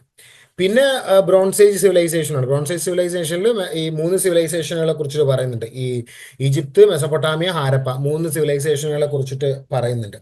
ഈ ഈ ഒരു ഭാഗത്ത് നിന്ന് കുറേയൊക്കെ ഡയറക്റ്റ് ചോദ്യങ്ങളാണ്, അതായത് ഈ ഡിസ്ക്രിപ്റ്റീവ് ടൈപ്പ് ചോദ്യങ്ങൾ നമുക്ക് പ്രത്യേകിച്ച്. ഇപ്പോൾ ഒരു എക്സാമ്പിൾ ഞാൻ പറഞ്ഞുതരാം. അപ്പോൾ ഹാരപ്പയുമായിട്ട് ബന്ധപ്പെട്ട് 2022 ചോദിച്ച ഒരു ചോദ്യം എന്താണെന്ന് വെച്ച് കഴിഞ്ഞാൽ, ഈ മോഹൻജോദാരോ എന്ന് പറയുന്ന പട്ടണം അത് എവിടെയാണ് സ്ഥിതി ചെയ്യുന്നത് എന്നുള്ള ഒരു ചോദ്യം വന്നിട്ടുണ്ടായിരുന്നു. അങ്ങനെ പാകിസ്ഥാനിലെ സിന്ധ്, പാകിസ്ഥാനിലെ ബലൂചിസ്ഥാൻ, അങ്ങനത്തെ ഒരു ചോദ്യം വന്നിട്ടുണ്ടായിരുന്നു. അപ്പൊ അത്തരത്തിലുള്ള ചോദ്യങ്ങൾ നമുക്ക് ഈ ബ്രോൺസ് ഏജിൽ നിന്ന് നമുക്ക് പ്രതീക്ഷിക്കാം. വേറൊരു പാറ്റേണിലുള്ള ചോദ്യങ്ങളൊന്നും അങ്ങനെ വന്ന് കണ്ടതായിട്ട് അറിയില്ല. ഇത്തരത്തിലുള്ള ഇങ്ങനെ വൺ വേർഡ് ടൈപ്പ് ചോദ്യങ്ങളാണ് കുറേയൊക്കെ വന്നിട്ടുള്ളത്. പിന്നെ Greco Roman civilisation. Greco Roman സിവിലൈസേഷനിലും ഇതേപോലെ ഗ്രീക്കോ റോമൻ സിവിലൈസേഷനിൽ അവിടുത്തെ ആർക്കിടെക്ചറുമായിട്ട് ബന്ധപ്പെട്ട ഒരു ചോദ്യം വന്നിട്ടുണ്ട്. ഈ എന്താ പറയുന്നത്, വാസ്തുവിദ്യയുമായിട്ട് ബന്ധപ്പെട്ട ഒരു ചോദ്യം ഇതേപോലെ 2000 ഡോറിക് വാസ്തുവിദ്യയുടെ എക്സാമ്പിൾ ചോദിച്ചുകൊണ്ട്, അങ്ങനെ അതാണ് ചോദ്യം. അപ്പോൾ അത് ഈ ഇവിടുത്തെ ഗ്രീസിലെ പാർത്തനോൻ എന്ന് പറയുന്ന, റോമിലെ പാർത്തനോൻ എന്ന് പറയുന്ന ഒരു ടെമ്പിളാണ്. റോമല്ല, ഗ്രീസിലെ പാർത്തനോൻ എന്ന് പറയുന്ന ടെമ്പിളാണ് ഡോറിക് ആർക്കിടെക്ചറിന്റെ ഒരു എക്സാമ്പിൾ. അപ്പൊ അങ്ങനത്തെ ചോദ്യങ്ങൾ ഇതേപോലെ വന്നത്. അതുപോലെ തന്നെ ഗ്രീക്കോ റോമൻ സിവിലൈസേഷനിൽ ചോദിച്ചിട്ടുള്ള മറ്റൊരു പാറ്റേൺ ആണ് ഞാൻ ക്ലാസ്സിൽ പറഞ്ഞിട്ടുണ്ടായിരുന്നു. അതായത് എന്താണ്, ഈ ക്രൊണോളജിക്കൽ ഓർഡറിലാക്കാൻ വേണ്ടി ആ തരത്തിലുള്ള ഒരു ചോദ്യം ഈ ഒരു പോർഷനിൽ വന്നിട്ടുണ്ട്, ഗ്രീക്കോ റോമൻ വന്നിട്ടുണ്ട്. ഇപ്പോൾ എന്താ പറയുന്നത്, ഈ ഗ്രീക്കോ റോമൻ ഗ്രീക്ക് സിവിലൈസേഷനുമായിട്ട് ബന്ധപ്പെട്ടിട്ടുള്ള ആളുകളാണ് സോക്രട്ടീസ്, പ്ലാറ്റോ, അരിസ്റ്റോട്ടിൽ തുടങ്ങിയ ആളുകൾ. അപ്പോൾ അവരെ ക്രൊണോളജിക്കൽ ഓർഡറിലാക്കാൻ പറഞ്ഞുകൊണ്ടുള്ള ഒരു ചോദ്യം ഇതേപോലെ വന്നിട്ടുണ്ട്. അവരുടെ പേരുകൾ ഷഫിൾ ചെയ്ത് കൊടുത്തിട്ട് ആദ്യം സോക്രട്ടീസിനെ കൊടുത്തു, പിന്നെ അരിസ്റ്റോട്ടലിനെ കൊടുത്തു, പിന്നെ പ്ലാറ്റോയെ കൊടുത്തു, അങ്ങനെയൊക്കെ പലതരത്തിൽ ഡിസോർഡർ ആക്കിയിട്ട് കൊടുത്തിട്ട് വന്നിട്ട്. അപ്പോൾ ക്രോണോളജി വളരെ ഇമ്പോർട്ടൻ്റ് ആണ്. ഇപ്പോൾ അതാ ഞാൻ പറയുന്നത്, ഇപ്പോൾ നമ്മൾ ഗ്രീക്കോ റോമൻ സിവിലൈസേഷൻ നമ്മൾ പഠിക്കുന്ന സമയത്ത് നമ്മൾ ജസ്റ്റ് അരിസ്റ്റോട്ടലിനെ കുറിച്ച് ചിലപ്പോൾ പഠിക്കും, പ്ലാറ്റോയെ കുറിച്ചിട്ട് പഠിക്കും. ഇവർ തമ്മിലുള്ള കണക്ഷൻ എന്താണെന്ന് ചിലപ്പോൾ നമുക്ക് അറിയണ്ടാവില്ല. ഇപ്പോൾ സോക്രട്ടീസിന്റെ ശിഷ്യനായിരുന്നു ആര്? പ്ലാറ്റോന്റെ ശിഷ്യനായിരുന്നു ആര്? അരിസ്റ്റോട്ടിൽ. ഇപ്പോൾ ഇതിൽ ആദ്യം വന്നിട്ടുണ്ടായിരുന്ന ആരാണ്? സോക്രട്ടീസ് ആണ്. ദെൻ ആര് വന്നു? പ്ലാറ്റോ വന്നു. ദെൻ ആര് വന്നു? അരിസ്റ്റോട്ടിൽ വന്നു. അപ്പോൾ അത് നമ്മൾ ശ്രദ്ധിക്കേണ്ടതാണ്, അത്തരത്തിലുള്ള കാര്യങ്ങൾ. ഓക്കെ, അതായത് ഒരു ഡീപ്പ് അണ്ടർസ്റ്റാൻഡിങ് വേണം എന്നുള്ളത്. അതുപോലെ തന്നെ റെനേസൻസ്, റിഫോർമേഷൻ, ജിയോഗ്രഫിക്കൽ ഡിസ്കവറീസ്, ഇതിലൊക്കെ 2016 റെനേസൻസുമായിട്ട് ബന്ധപ്പെട്ട് ഭയങ്കര ടഫായിട്ടുള്ള ഒരു ചോദ്യം, നമ്മൾ അങ്ങനെ പഠിക്കാത്ത, നമ്മൾ അങ്ങനെ കേട്ടുകേൾവില്ലാത്ത ഒരു സംഭവമൊക്കെ ചോദിച്ചു. പക്ഷെ പിന്നീട് ആ ചോദ്യം PSC ഡിലീറ്റ് ചെയ്തിട്ടുണ്ടായിരുന്നു. അതെന്തുകൊണ്ടാണെന്ന് അറിയില്ല, ബട്ട് ആ ക്വസ്റ്റ്യൻ ഡിലീറ്റ് ചെയ്തിട്ടുണ്ടായിരുന്നു. ക്വസ്റ്റ്യൻ കറക്റ്റായിട്ട് ഓർമ്മയില്ല, പക്ഷെ റെനസൻസുമായിട്ട് ബന്ധപ്പെട്ട ഒരു ചോദ്യം വന്നിട്ടുണ്ട്. ഈ ഒരു ഒരു ഒരു ഒരു പണ്ഡിതന്റെ പേര് കൊടുത്തു, അത് ഏത് നാട്ടുകാരനാണെന്നോ അങ്ങനെ എന്തോ ഒരു ചോദ്യം വന്നിട്ടുണ്ട് എന്തായാലും. കറക്റ്റായിട്ട് അത് ഓർമ്മ വരുന്നില്ല. പക്ഷെ അത് ക്യാൻസൽ ആക്കിയിട്ടുണ്ട്. അപ്പോൾ നമ്മൾ റെനസൻസിൽ നമ്മൾ പഠിക്കാത്ത സംഭവം, നമ്മൾ റെനസൻസിൽ നമ്മൾ ഈ ഡാവിഞ്ചിയെ കുറിച്ചിട്ടും ചിലപ്പോൾ മൈക്കൽ ആഞ്ചലോനെ കുറിച്ചിട്ടും ഒക്കെ ആയിരിക്കും നമ്മൾ പഠിക്കുക. പക്ഷേ ചോദ്യം അയാൾ ഇവർ ആരെ പറ്റിയിട്ടല്ല വന്നിട്ടുള്ളത്. മനസ്സിലായി? ഡിഫറെൻ്റ് ആയിട്ടുള്ള ഒരു വ്യക്തി, നമ്മൾ അങ്ങനെ കേട്ടുകേൾവിയില്ലാത്ത ഒരു വ്യക്തിയുമായിട്ട് ബന്ധപ്പെട്ട് കറക്റ്റ് അത് ഓർമ്മ കിട്ടുന്നില്ല, അതുകൊണ്ടാണ്. അപ്പോൾ അങ്ങനെയുള്ള ഒരു ചോദ്യം വന്നിട്ടുണ്ട്. മനസ്സിലായി? അതുപോലെ തന്നെ പിന്നെ ഈ റവല്യൂഷനുകളെ ബേസ് ചെയ്തുകൊണ്ട് ഈ English, French, Russian industrial revolution, ഇതിൽ ഇംഗ്ലീഷ് റവല്യൂഷനുമായിട്ട് ബന്ധപ്പെടുന്ന അങ്ങനെ ചോദ്യങ്ങൾ ഇതുവരേക്കും വന്നിട്ടില്ല. 2007 2007 തോന്നുന്നത്. 2007 എങ്ങാനും ഈ English revolution, bloodless revolution, രക്തരഹിത വിപ്ലവം നടന്ന വർഷം ഏതാണെന്ന് ചോദിച്ചുകൊണ്ടുള്ള ഒരു ചോദ്യം എന്തോ വന്നിട്ടുണ്ടായിരുന്നു. പിന്നെ ചോദ്യങ്ങൾ ഇതിൽ നിന്ന് ഏറ്റവും കൂടുതൽ വന്നിട്ടുള്ളത് ഫ്രഞ്ച് റവല്യൂഷനും ഇൻഡസ്ട്രിയൽ റവല്യൂഷനുമായിട്ട് ബന്ധപ്പെട്ടില്ല. അപ്പോൾ അവിടങ്ങളിലൊക്കെ അത് ഈ പാഠഭാഗമായിട്ട് ബന്ധപ്പെട്ടൊക്കെ വൺ വേർഡ് ടൈപ്പ് ചോദ്യങ്ങളാണ് വന്നിട്ടുള്ളത്. ഓക്കെ. ഇപ്പോൾ ഫ്രഞ്ച് റവല്യൂഷൻ നടന്നിട്ടുണ്ടായിരുന്ന വർഷം, വാട്ടർലൂ നടന്നിട്ടുണ്ടായിരുന്ന വർഷം, അങ്ങനെ ഡയറക്റ്റ് നമുക്ക് ഈസി ആയിട്ട് നമുക്ക് കിട്ടാവുന്ന തരത്തിലുള്ള ചോദ്യങ്ങളാണ് ഈ ഭാഗത്ത് നിന്ന് വന്നിട്ടുള്ളത്. അതുപോലെ തന്നെ ഇൻഡസ്ട്രിയൽ റവല്യൂഷൻ എടുക്കുന്ന സമയത്ത് സ്പിന്നിങ് മ്യൂള് കണ്ടെത്തിയത് ആരാണ്? Samuel Crompton. അത്തരത്തിലുള്ള ചോദ്യങ്ങൾ വന്നിട്ടുണ്ട്. ഓക്കെ. അപ്പോൾ അത് നിങ്ങൾ ഓർത്തിരിക്കുക. അപ്പോൾ ഈ ഈ ഈ ഈ ഈ ടോപ്പിക്കിൽ നിന്നൊക്കെ ഇത്തരത്തിലുള്ള ചോദ്യങ്ങളാണ് വന്നിട്ടുള്ളത്. അല്ലാതെ വലിയ കോംപ്ലിക്കേറ്റഡ് ആയിട്ടുള്ള സ്റ്റേറ്റ്മെന്റ് ടൈപ്പ് ചോദ്യങ്ങളോ കാര്യങ്ങളോ ഒന്നും ഇതുവരെ ഈ 2016 2022 ചോദ്യ പേപ്പറുകളിൽ ഈ ടോപ്പിക്കുമായിട്ട് ബന്ധപ്പെട്ടില്ല എന്നുള്ളതാണ്. പിന്നെ world war, league of Nations, United Nations. അപ്പോൾ ഇതിൽ ഏറ്റവും കൂടുതൽ, അപ്പോൾ ഈ പാർട്ട് ബി മൊഡ്യൂൾ നമ്പർ 1 ഏറ്റവും കൂടുതൽ ചോദ്യങ്ങൾ വരാൻ ചാൻസ് ഉള്ള, മുൻവർഷങ്ങളിൽ വന്നിട്ടുമുള്ള ഒരു ടോപ്പിക്കാണ് വേൾഡ് വാർസ് എന്ന് പറയുന്നത്. World wars, league of Nations, you know, ഈ ടോപ്പിക്കുകൾ വളരെ വളരെ ഇമ്പോർട്ടൻ്റ് ആണ്. അത് നിങ്ങൾ പഠിച്ചേ പറ്റൂ, കംപ്ലീറ്റ് ആയിട്ട് തറോ ആയിട്ട് പഠിച്ചേ പറ്റൂ. കാരണം അത് വളരെ വളരെ ഇമ്പോർട്ടൻ്റ്, അതിലൊരു സംശയമില്ല. വേൾഡ് വാർസും അതിൻ്റെ കാരണങ്ങൾ, അതിൻ്റെ consequences, league of Nations, United Nations വളരെ വളരെ ഇമ്പോർട്ടൻ്റ് ആണ്. അത് നിങ്ങൾ നോക്കി വെക്കാം. അപ്പോൾ 6 മൊഡ്യൂളുകളാണ് നമുക്ക് പ്രധാനമായിട്ടുള്ളത്. പിന്നെ പാർട്ട് ടു ഇന്ത്യൻ ഹിസ്റ്ററിയാണ്. അപ്പോൾ അത് സ്റ്റാർട്ട് ചെയ്യുന്നത് വേദിക്കേജ് മുതൽ. കാരണം നമ്മൾ മറ്റതിൽ ഇതിനെ കുറിച്ചിട്ട് പറഞ്ഞു, ഹാരപ്പയെ കുറിച്ചിട്ട് പറഞ്ഞു. അപ്പം അതുകൊണ്ട് ഇതിൽ നമ്മൾ ഡിസ്കസ് ചെയ്യുന്നത്, ഇതിൽ സ്റ്റാർട്ട് ചെയ്യുന്നത് വേദിക്കേജ് മുതൽ. വേദിക്കേജ്, ജൈനിസം, ബുദ്ധിസം, പിന്നെ Mauryas, Guptas, state and society in medieval India, sultanate, Mughal, Vijayanagara, പിന്നെ advent of Europeans, birth and growth of British power in India, impact of colonialism. So ഇതാണ് മൊഡ്യൂൾ 2 ഇന്ത്യൻ ഹിസ്റ്ററിയുടെ ഭാഗമായിട്ടുള്ള കാര്യങ്ങൾ. അപ്പോൾ ഇത് നോക്കിക്കഴിഞ്ഞാൽ നിങ്ങൾക്ക് മനസ്സിലാവും. 1500 BC, അതിപ്പോൾ നമ്മളിപ്പോൾ മറ്റേ പാർട്ട്, അതായത് ഈ പാർട്ട് ബിയിലെ മൊഡ്യൂൾ നമ്പർ 1 നമ്മൾ നോക്കുകയാണെന്നുണ്ടെങ്കിൽ മനുഷ്യോൽപത്തി മുതൽക്ക് ഇങ്ങോട്ടേക്ക് കറണ്ട് ഈ പ്രസന്റ് ടൈം വരേക്കുള്ള ചോദ്യങ്ങൾ ഇതിലുണ്ട് എന്നുള്ളതാണ്. അല്ലെങ്കിൽ അത്രയും ടോപ്പിക്കുകൾ വരുന്ന ഒരു ഏരിയയാണ്. അപ്പോൾ മൊഡ്യൂൾ നമ്പർ 1 and 2 ഒരു എന്താ പറയുന്നത്, സോഷ്യൽ സയൻസ് സ്റ്റുഡൻറ്റിനെ കുറിച്ചിട്ട് ഏറ്റവും ഇമ്പോർട്ടൻ്റ് ആയിട്ടുള്ള, ഏറ്റവും ക്രൂഷ്യൽ ആയിട്ടുള്ള ഒരു ഭാഗമാണ്. അപ്പോൾ ഇത് നിങ്ങൾ പഠിക്കുകയാണ് എന്നുണ്ടെങ്കിൽ തീർച്ചയായിട്ടും എക്സാം നിങ്ങൾക്ക് എളുപ്പമായിരിക്കും. കാരണം കുറേയൊക്കെ ചോദ്യങ്ങൾ, ഇപ്പോൾ ഇതൊക്കെ നിങ്ങൾ പഠിക്കുകയാണെന്നുണ്ടെങ്കിൽ കുറേയൊക്കെ ചോദ്യങ്ങൾ നിങ്ങൾക്ക് എന്തായാലും ആൻസർ ചെയ്യാൻ പറ്റും. കാരണം ഇന്ത്യൻ ഹിസ്റ്ററിയും വേൾഡ് ഹിസ്റ്ററിയൊക്കെയാണ്. അപ്പോൾ വലിയ ബുദ്ധിമുട്ടുകളോ കാര്യങ്ങളോ ഇല്ലാതെ നിങ്ങൾക്ക് ഈ ഭാഗത്തു നിന്ന് വരുന്ന ചോദ്യങ്ങൾ ആൻസർ ചെയ്യാൻ പറ്റും എന്നാണ് ഞാൻ കരുതുന്നത്. ഇതിലിപ്പോൾ നമുക്ക് ഇതേപോലെ വലിയ ടഫായിട്ടുള്ള ചോദ്യങ്ങളൊന്നും അങ്ങനെ വന്നു കണ്ടിട്ടില്ല.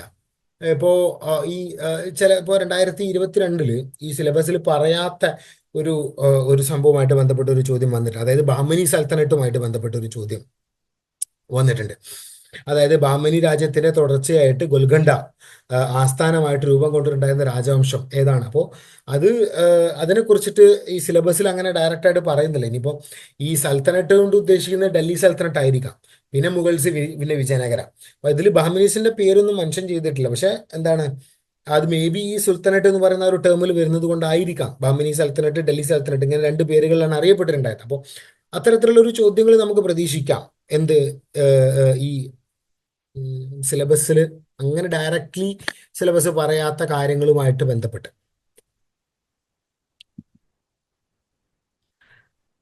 പിന്നെ ഉള്ള മറ്റൊരു ചോദ്യമാണ് ഈ advent of Europeans. Advent of യൂറോപ്യൻസിന് ഇതേപോലെ ഇത്തരത്തിലുള്ള ചോദ്യങ്ങൾ, അതായത് ഈ ആം, ഓരോ പ്രദേശങ്ങളും ഓരോ യൂറോപ്യൻസിന് കൊടുത്തു എന്നൊക്കെ പറയുന്ന സംഭവം. അപ്പൊ അതുമായിട്ടൊക്കെ ബന്ധപ്പെട്ട ഒരു ചോദ്യങ്ങൾ ചിലപ്പോൾ നമുക്ക് വരാൻ സാധ്യത ഉണ്ട് എന്നുള്ളതാണ്. സോ ഇപ്പോ എന്താ പറയുന്നത്, 2022 ഇതുമായിട്ട് ബന്ധപ്പെട്ടൊരു ചോദ്യം വന്നിട്ടുണ്ടായിരുന്നു. ഈ മസൂലിപട്ടണം ഫ്രഞ്ചുകാർക്ക് കൊടുത്തിട്ടുണ്ടായിരുന്ന ആ, ഹൈദരാബാദിലെ നിസാം ആരാണ് എന്നുള്ളൊരു ചോദ്യം വന്നിട്ടുണ്ടായിരുന്നു. പക്ഷെ പിന്നീട് PSC ആ ചോദ്യം ഡിലീറ്റ് ചെയ്തിട്ടുണ്ടായിരുന്നു. ആഹ് അതെന്തുകൊണ്ടാണ് എന്നുള്ള കാര്യം അറിയില്ല. പക്ഷെ അപ്പം ഞാൻ പറഞ്ഞു വരുന്നത് എന്താണെന്ന് വെച്ച് കഴിഞ്ഞാൽ അഡ്വന്റ് ഓഫ് യൂറോപ്യൻസ് തുടങ്ങിയ ഭാഗങ്ങളിൽ നിന്ന് നമുക്ക് ഇത്തരത്തിലുള്ള ചോദ്യങ്ങൾ പ്രതീക്ഷിക്കാവുന്നതാണ്. അതുപോലെ തന്നെ birth and growth of British power in India, അതും ഇതേപോലെ എന്താണ്,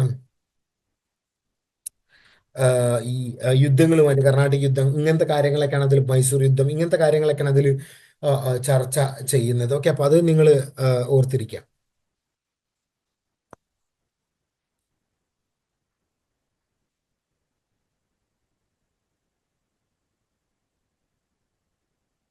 പിന്നെ പാർട്ട് ബിയിൽ മറ്റൊരു സെഷൻ എന്ന് പറയുന്നത് ഇന്ത്യൻ നാഷണൽ, ഇന്ത്യയിലെ നാഷണലിസം, ഫ്രീഡം സ്ട്രഗിൾ, പാർട്ടീഷൻ തുടങ്ങിയ കാര്യങ്ങളാണ് അതിൽ വരുന്ന മറ്റ് ടോപ്പിക്സ് എന്ന് പറയുന്നത്. സോ ഇന്ത്യയിൽ ചരിത്രത്തിന്റെ ഉത്ഭവം മുതൽക്ക് ഇങ്ങോട്ടേക്ക് പാർട്ടീഷൻ വരെയൊക്കെയുള്ള കാര്യങ്ങൾ ഇതിൽ ചർച്ച ചെയ്യുന്നുണ്ട്. പിന്നെ പാർട്ട് ബിയിൽ തന്നെ വരുന്ന മറ്റൊരു സബ് ടോപ്പിക്കാണ് കേരള ഹിസ്റ്ററി. അപ്പോൾ കേരള ഹിസ്റ്ററിയിലെ പ്രധാനപ്പെട്ട സോഴ്സുകൾ എന്തൊക്കെയാണ്? ഏതൊക്കെയാണ് പ്രധാനപ്പെട്ട സോഴ്സുകൾ? ഒന്ന് ആർക്കിയോളജിക്കൽ സോഴ്സുകൾ, അതായത് ടെമ്പിളുകൾ, സ്കൾപ്ചേഴ്സ്, കാര്യങ്ങൾ. പിന്നെ ആർക്കിയോളജിക്കൽ സോറി ലിറ്റററി, അതിൽ ഈ എഴുത്ത്, ബുക്ക്, കാര്യങ്ങൾ, ഇങ്ങനത്തെ വിഷയങ്ങൾ.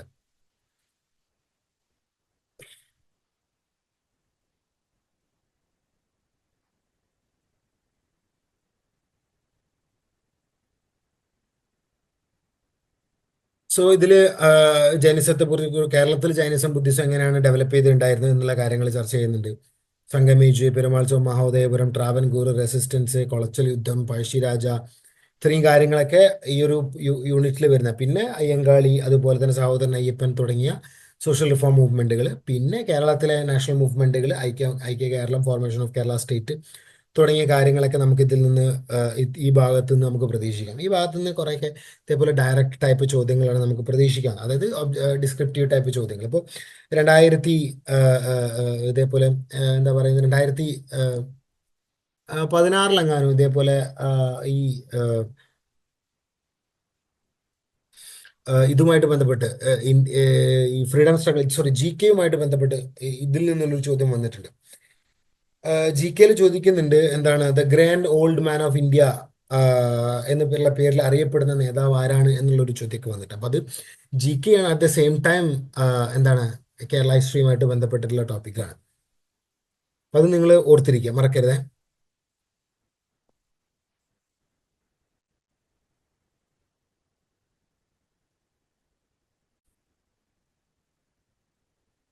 അതുപോലെ തന്നെ നിങ്ങൾ ഈ എക്സാമിന് പ്രിപ്പയർ ചെയ്യുന്ന സമയത്ത് നിങ്ങൾ ടെക്സ്റ്റ് ബുക്കുകൾ നന്നായിട്ടൊന്ന് റെഫർ ചെയ്യണം. കൂടുതലും ഞാൻ പറയാ, നിങ്ങൾ NCERT-യുടെ +1 +2 ബുക്ക് നന്നായിട്ട് റെഫർ ചെയ്യേണ്ടതുണ്ട്. അത് ഹിസ്റ്ററി ആയാലും അതുപോലെ തന്നെ എക്കണോമിക്സ് ആയാലും. ഇപ്പോൾ ഇവിടെ ഈ കൊടുത്തിട്ടുള്ള എക്കണോമിക്സിന്റെ ഈ കാര്യങ്ങൾ, ഈ മൊഡ്യൂൾ 3, ഇത് കുറേയൊക്കെ +1 +2 എക്കണോമിക്സുമായിട്ട് ബന്ധപ്പെട്ടുള്ള കാര്യങ്ങളാണ്. അതുപോലെ തന്നെ ഇപ്പൊ നമ്മള് ഈ സിവിലൈസേഷനുകൾ, കാര്യങ്ങൾ, ഇതൊക്കെ +1 ഹിസ്റ്ററിയിലൊക്കെ പറയുന്ന കാര്യങ്ങളുണ്ട്. ഈ ഗ്രീക്ക് റോമൻ സിവിലൈസേഷനെ കുറിച്ചിട്ട്, അതുപോലെ തന്നെ മെസപ്പൊട്ടാമിയൻ സിവിലൈസേഷനെ കുറിച്ചിട്ടൊക്കെ അതിൽ പറയുന്നുണ്ട്. അപ്പോൾ ടെക്സ്റ്റ് ബുക്കുകൾ നിങ്ങൾ നന്നായിട്ട് നോക്കുക. അറ്റ്ലീസ്റ്റ് മിനിമം നിങ്ങൾ ഇപ്പോൾ ഡിഗ്രി ലെവലിലൊന്നും പറ്റിയിട്ടില്ല എന്നുണ്ടെങ്കിലും +1 +2 ലെവലിലുള്ള ടെക്സ്റ്റ് ബുക്കുകളൊന്നും നിങ്ങൾ റെഫർ ചെയ്യേണ്ടതുണ്ട്. അത് നോക്കിക്കഴിഞ്ഞാൽ തന്നെ നിങ്ങൾക്ക് കുറേ കൂടെ കാര്യങ്ങൾ എളുപ്പമായിരിക്കും. അതുപോലെ തന്നെ നിങ്ങൾ ചെയ്യേണ്ട ഒരു പരിപാടി എന്താണെന്ന് വെച്ച് കഴിഞ്ഞാൽ, നിങ്ങളൊരു എല്ലാ ദിവസവും എന്തായിക്കുക, ഓരോ സബ്ജക്റ്റിൽ നിന്നുള്ള ഓരോ ടോപ്പിക്കുകൾ പഠിക്കുക. അല്ലെങ്കിൽ ഒരു ദിവസം ഒരു സബ്ജക്റ്റിന് വേണ്ടി മാത്രമായിട്ട് മാറ്റി വെക്കുന്ന പരിപാടി ചെയ്യരുത്. ഒരു ദിവസം തന്നെ ഒരു ഒരു ഒരു പ്ലാൻ ഞാൻ പറഞ്ഞുതരാം. അപ്പോൾ ഒരു എക്സാമ്പിൾ, ഇപ്പോൾ നിങ്ങൾ പ്രിപ്പയർ ചെയ്യുന്ന സമയത്ത് ഒരു ഒരു ഒരു ദിവസം എടുക്കുക. ഡേ 1 നിങ്ങൾ എന്താക്കുക, ഹിസ്റ്ററിയിൽ നിന്ന് ഏതെങ്കിലും ഒരു മൊഡ്യൂൾ എടുക്കുക. അതായത് ഏതെങ്കിലും ഒരു ടോപ്പിക് എടുക്കുക. ഉം.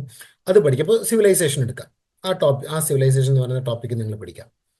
ആ ദിവസം തന്നെ നിങ്ങൾ പറ്റുകയാണെന്നുണ്ടെങ്കിൽ നിങ്ങൾ എന്തായാലും എന്ത് ചെയ്യുക, എക്കണോമിക്സ് എന്ന് ഏതെങ്കിലും ഒരു ടോപ്പിക്ക് എടുക്കുക. അങ്ങനെ ഈ ഓരോ ദിവസവും ഈ 4 സബ്ജക്റ്റിൽ നിന്ന് നിങ്ങൾ ഓരോരോ ചെറിയ ടോപ്പിക്കാണെന്ന് ചെറിയ ടോപ്പിക്കുകൾ നിങ്ങൾ എടുക്കുക. അത് നന്നായിട്ട് തറവായിട്ട് പഠിക്കുക. അതല്ലെങ്കിൽ അതുമായിട്ട് ബന്ധപ്പെട്ട ക്ലാസ്സുകൾ കേൾക്കുക.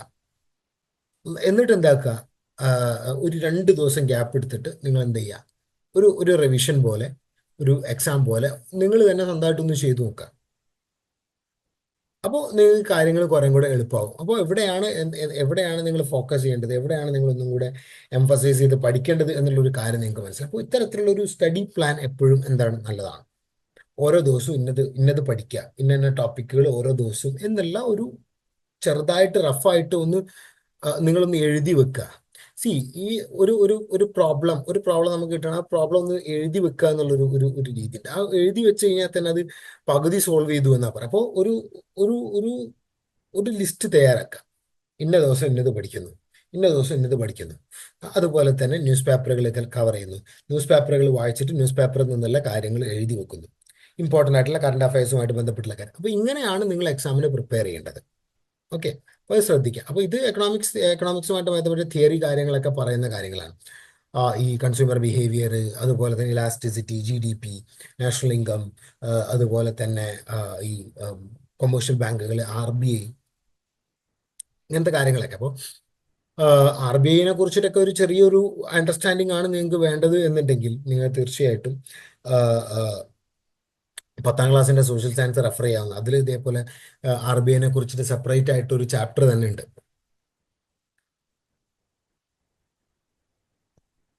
Then part B Indian economics ആണ്. Economic planning, 5 year planning, poverty, ഇങ്ങനത്തെ കാര്യങ്ങളൊക്കെയാണ് അതിൽ ചർച്ച ചെയ്യുന്നത്. അതുപോലെ തന്നെ കേരളത്തിന്റെ ഡെമോഗ്രാഫിക് ട്രെൻഡുകൾ, ജെൻഡർ ഇഷ്യൂസ്, അർബനൈസേഷൻ, മൈഗ്രേഷൻ തുടങ്ങിയ കാര്യങ്ങൾ, HDI, ഹ്യൂമൻ ഡെവലപ്മെന്റ് ഇൻഡെക്സ് തുടങ്ങിയ കാര്യങ്ങളൊക്കെയാണ് ഇതിൽ ചർച്ച ചെയ്യുന്നത്, ഈ ഒരു ചാപ്റ്റർ. അപ്പോൾ ഈ കാര്യങ്ങൾക്കൊക്കെ വേണ്ടിയിട്ട് നിങ്ങൾ SCERT-യുടെ 9, 10 ക്ലാസ്സിലെ ടെക്സ്റ്റ് ബുക്കുകൾ നോക്കി കഴിഞ്ഞാലും കുഴപ്പമില്ല. അതിൽ ഈ കാര്യങ്ങളെല്ലാം പറയുന്നുണ്ട്. പോവർട്ടി, അൺഎംപ്ലോയ്മെന്റ് തുടങ്ങിയ കാര്യങ്ങളെല്ലാം അതിൽ പറയുന്നുണ്ട്. അതുപോലെ തന്നെ +1 എക്കണോമിക്സ് എടുത്ത് നോക്കി കഴിഞ്ഞ് കഴിഞ്ഞാൽ ഈ കാര്യങ്ങളുടെ ഒക്കെ ഒരു ഡീറ്റെയിൽ ആയിട്ടുള്ള അനാലിസിസ് നിങ്ങൾക്ക് കിട്ടും.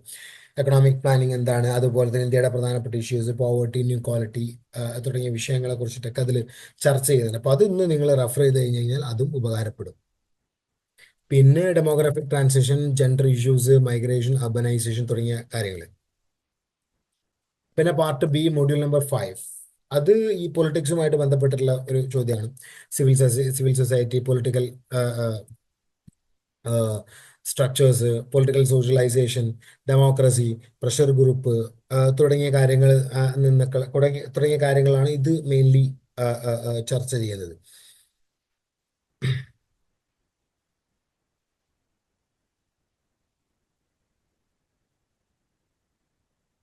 സോ ഇതുമായിട്ട് ബന്ധപ്പെട്ട ചോദ്യങ്ങൾ വന്നിട്ടുണ്ട്. അപ്പോൾ ഒരു ചോദ്യം 2016 വന്നിട്ടുള്ള ചോദ്യം ഇങ്ങനെയാണ്: നിയമനിർമ്മാണ സഭയുടെ കാര്യത്തിൽ ഒരേ സവിശേഷത ഇല്ലാത്ത സംസ്ഥാനം ഏത്? അതായത് ഒരുപാട് ഇപ്പൊ നിങ്ങൾ പഠിച്ചിട്ടുണ്ടായിരിക്കും എന്താണ് ഈ 2 പാർലമെന്റുകൾ അല്ലെങ്കിൽ 2 നിയമസഭകളുള്ള സംസ്ഥാനങ്ങളെ കുറിച്ചിട്ട് നിങ്ങൾ പഠിച്ചിട്ടുണ്ടായിരിക്കും. കർണാടകയിൽ അങ്ങനെ ഉണ്ട്, രാജ്യസഭ ലോകസഭ പോലെ 2 ഹൗസുകളുണ്ട്. സോ അപ്പൊ ഇതിൽ ഈ ചോദ്യം അങ്ങനെയാണ് വന്നിട്ടുള്ളത്: ഈ നിയമനിർമ്മാണ സഭയുടെ കാര്യത്തിൽ ഒരേ സവിശേഷത ഇല്ലാത്ത സംസ്ഥാനം ഏതാണെന്നാണ് ചോദ്യം. ഗുജറാത്ത്, കേരളം, കർണാടകം, അതുപോലെ തന്നെ തമിഴ്നാട്. ഇതിലേതാണ്? കർണാടകയാണ്. കാരണം എന്താ? കാരണം കർണാടകയിൽ ഈ ഡ്യുവൽ സിസ്റ്റം, ബാക്കിയുള്ളവർക്കൊക്കെ ഒറ്റ യൂണിക് ക്യാമറ ലെജിസ്ലേച്ചറാണ്. അപ്പോൾ അങ്ങനത്തെ കാര്യങ്ങളൊക്കെയാണ് ഈ ഒരു ചാപ്റ്ററിൽ നിന്ന് വരുന്നത്. അപ്പോൾ ഈ ചാപ്റ്ററിൽ നമ്മൾ ഇത്തരത്തിലുള്ള ചോദ്യങ്ങൾ നമുക്ക് പ്രതീക്ഷിച്ചാൽ മതി. അതുപോലെ തന്നെ ഇലക്ഷൻ കമ്മീഷൻ ഔദ്യോഗികമായിട്ട് നിലവിൽ വന്നിട്ടുണ്ടായിരുന്ന വർഷം, ഇതൊക്കെ മുൻ വർഷങ്ങളിൽ PYQസിന് ചോദിച്ചിട്ടില്ല. അപ്പോൾ ഈ ഒരു സെക്ഷനിൽ നിന്ന് നമുക്ക് എന്ത് ചെയ്യാൻ പറ്റും? ഇത്തരത്തിലുള്ള വൺ വേർഡ് ടൈപ്പ് ചോദ്യങ്ങൾ നമുക്ക് എക്സ്പെക്ട് ചെയ്യാവുന്നതാണ്.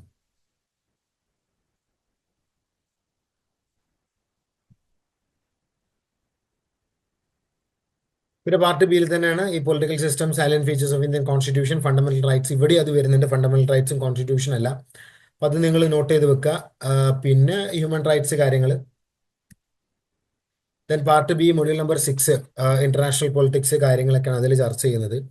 ഈ ഇന്റർനാഷണൽ ഓർഗനൈസേഷൻ UNO, WTO പോലുള്ള ഓർഗനൈസേഷൻ, യുനെസ്കോ തുടങ്ങിയ ഓർഗനൈസേഷനുകളെ കുറിച്ചിട്ടൊക്കെയാണ്, ലീഗ് ഓഫ് നേഷൻസ് തുടങ്ങിയ ഓർഗനൈസേഷൻസിനെ കുറിച്ചിട്ടൊക്കെയാണ് ഇത് ചർച്ച ചെയ്യുന്നത്. പബ്ലിക് അഡ്മിനിസ്ട്രേഷൻ തുടങ്ങിയ കാര്യങ്ങൾ. അതുപോലെ തന്നെ ഇതിൽ പെടുന്ന മറ്റൊരു കാര്യമാണ് ഈ പൊളിറ്റിക്കൽ തിങ്കേഴ്സിനെ കുറിച്ചിട്ടുള്ള ഒരു chapter. Plato, JS Mill, Aristotle, Rousseau, Marx, Gramsci, Gandhi തുടങ്ങിയ ആളുകൾ അവരുടെ കോൺട്രിബ്യൂഷനുകളും കാര്യങ്ങളൊക്കെ ചർച്ച ചെയ്യാം. സോ ഇതാണ് മൊഡ്യൂൾ നമ്പർ 6. മൊഡ്യൂൾ നമ്പർ 7 ജിയോഗ്രഫിയാണ്. Solar system, latitude, longitude, remote sensing, അങ്ങനെയുള്ള കാര്യങ്ങളെല്ലാമാണ് അതിൽ പറയുന്നത്. കുറേ കൂടെ അതും എന്താണ്, കുറേ കൂടെ തിയറി ബേസ് ചെയ്തിട്ടാണ്. കറണ്ടുകളുണ്ട്, പ്രഷർ ബെൽറ്റുകളുണ്ട്, ഈ കാര്യങ്ങളൊക്കെ.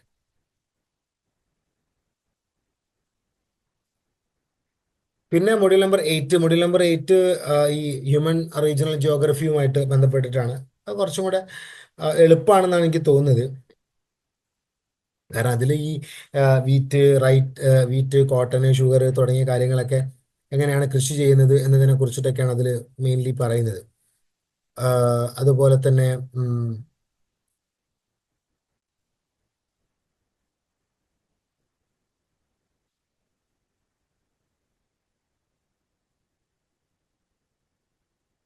അതുപോലെ തന്നെ വ്യത്യസ്തമായിട്ടുള്ള അഗ്രികൾച്ചർ ഭൂമി, അതുപോലെ തന്നെ അയൺ ഓറുകൾ, അതുപോലെ തന്നെ കോൾ, ഇതിൻ്റെയൊക്കെ ഡിസ്ട്രിബ്യൂഷനുകൾ, അതുപോലെ തന്നെ ഇന്ത്യയുടെ ഫിസിയോഗ്രഫി, ഫോറസ്റ്റുകൾ അതിൻ്റെ ഡിസ്ട്രിബ്യൂഷനുകൾ, കൾട്ടിവേഷൻ അതിൻ്റെ ഡിസ്ട്രിബ്യൂഷനുകൾ, അതുപോലെ തന്നെ പ്രധാനപ്പെട്ട ഖനി മൈനുകൾ, അതിൻ്റെ ഡിസ്ട്രിബ്യൂഷനുകൾ കാര്യങ്ങൾ, അതുപോലെ തന്നെ കേരളത്തിൻ്റെ ജിയോഗ്രഫി, അതുപോലെ തന്നെ അയൺ, സ്റ്റീല് തുടങ്ങിയവയുടെ ഡിസ്ട്രിബ്യൂഷൻ, ഈ കാര്യങ്ങളൊക്കെയാണ് ഇതിൽ മെയിനായിട്ട് പെടുന്ന കാര്യങ്ങൾ എന്നുള്ളതാണ്.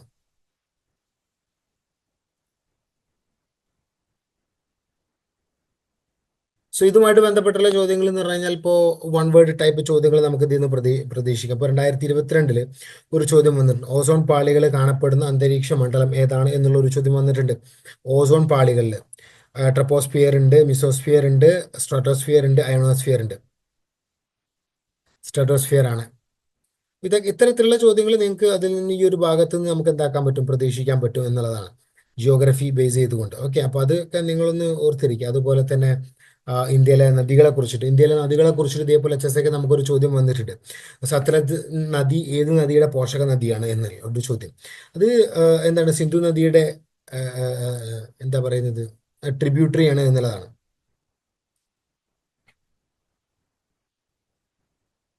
സോ ഇത്രയാണ് ഇപ്പോൾ ഏകദേശം ഒരു ധാരണ നിങ്ങൾക്ക് ആയിട്ടുണ്ട് എന്നാണ് കരുതുന്നത്, എക്സാമിനെ കുറിച്ചിട്ടും എക്സാമിൻ്റെ സിലബസിനെ കുറിച്ചിട്ടൊക്കെ.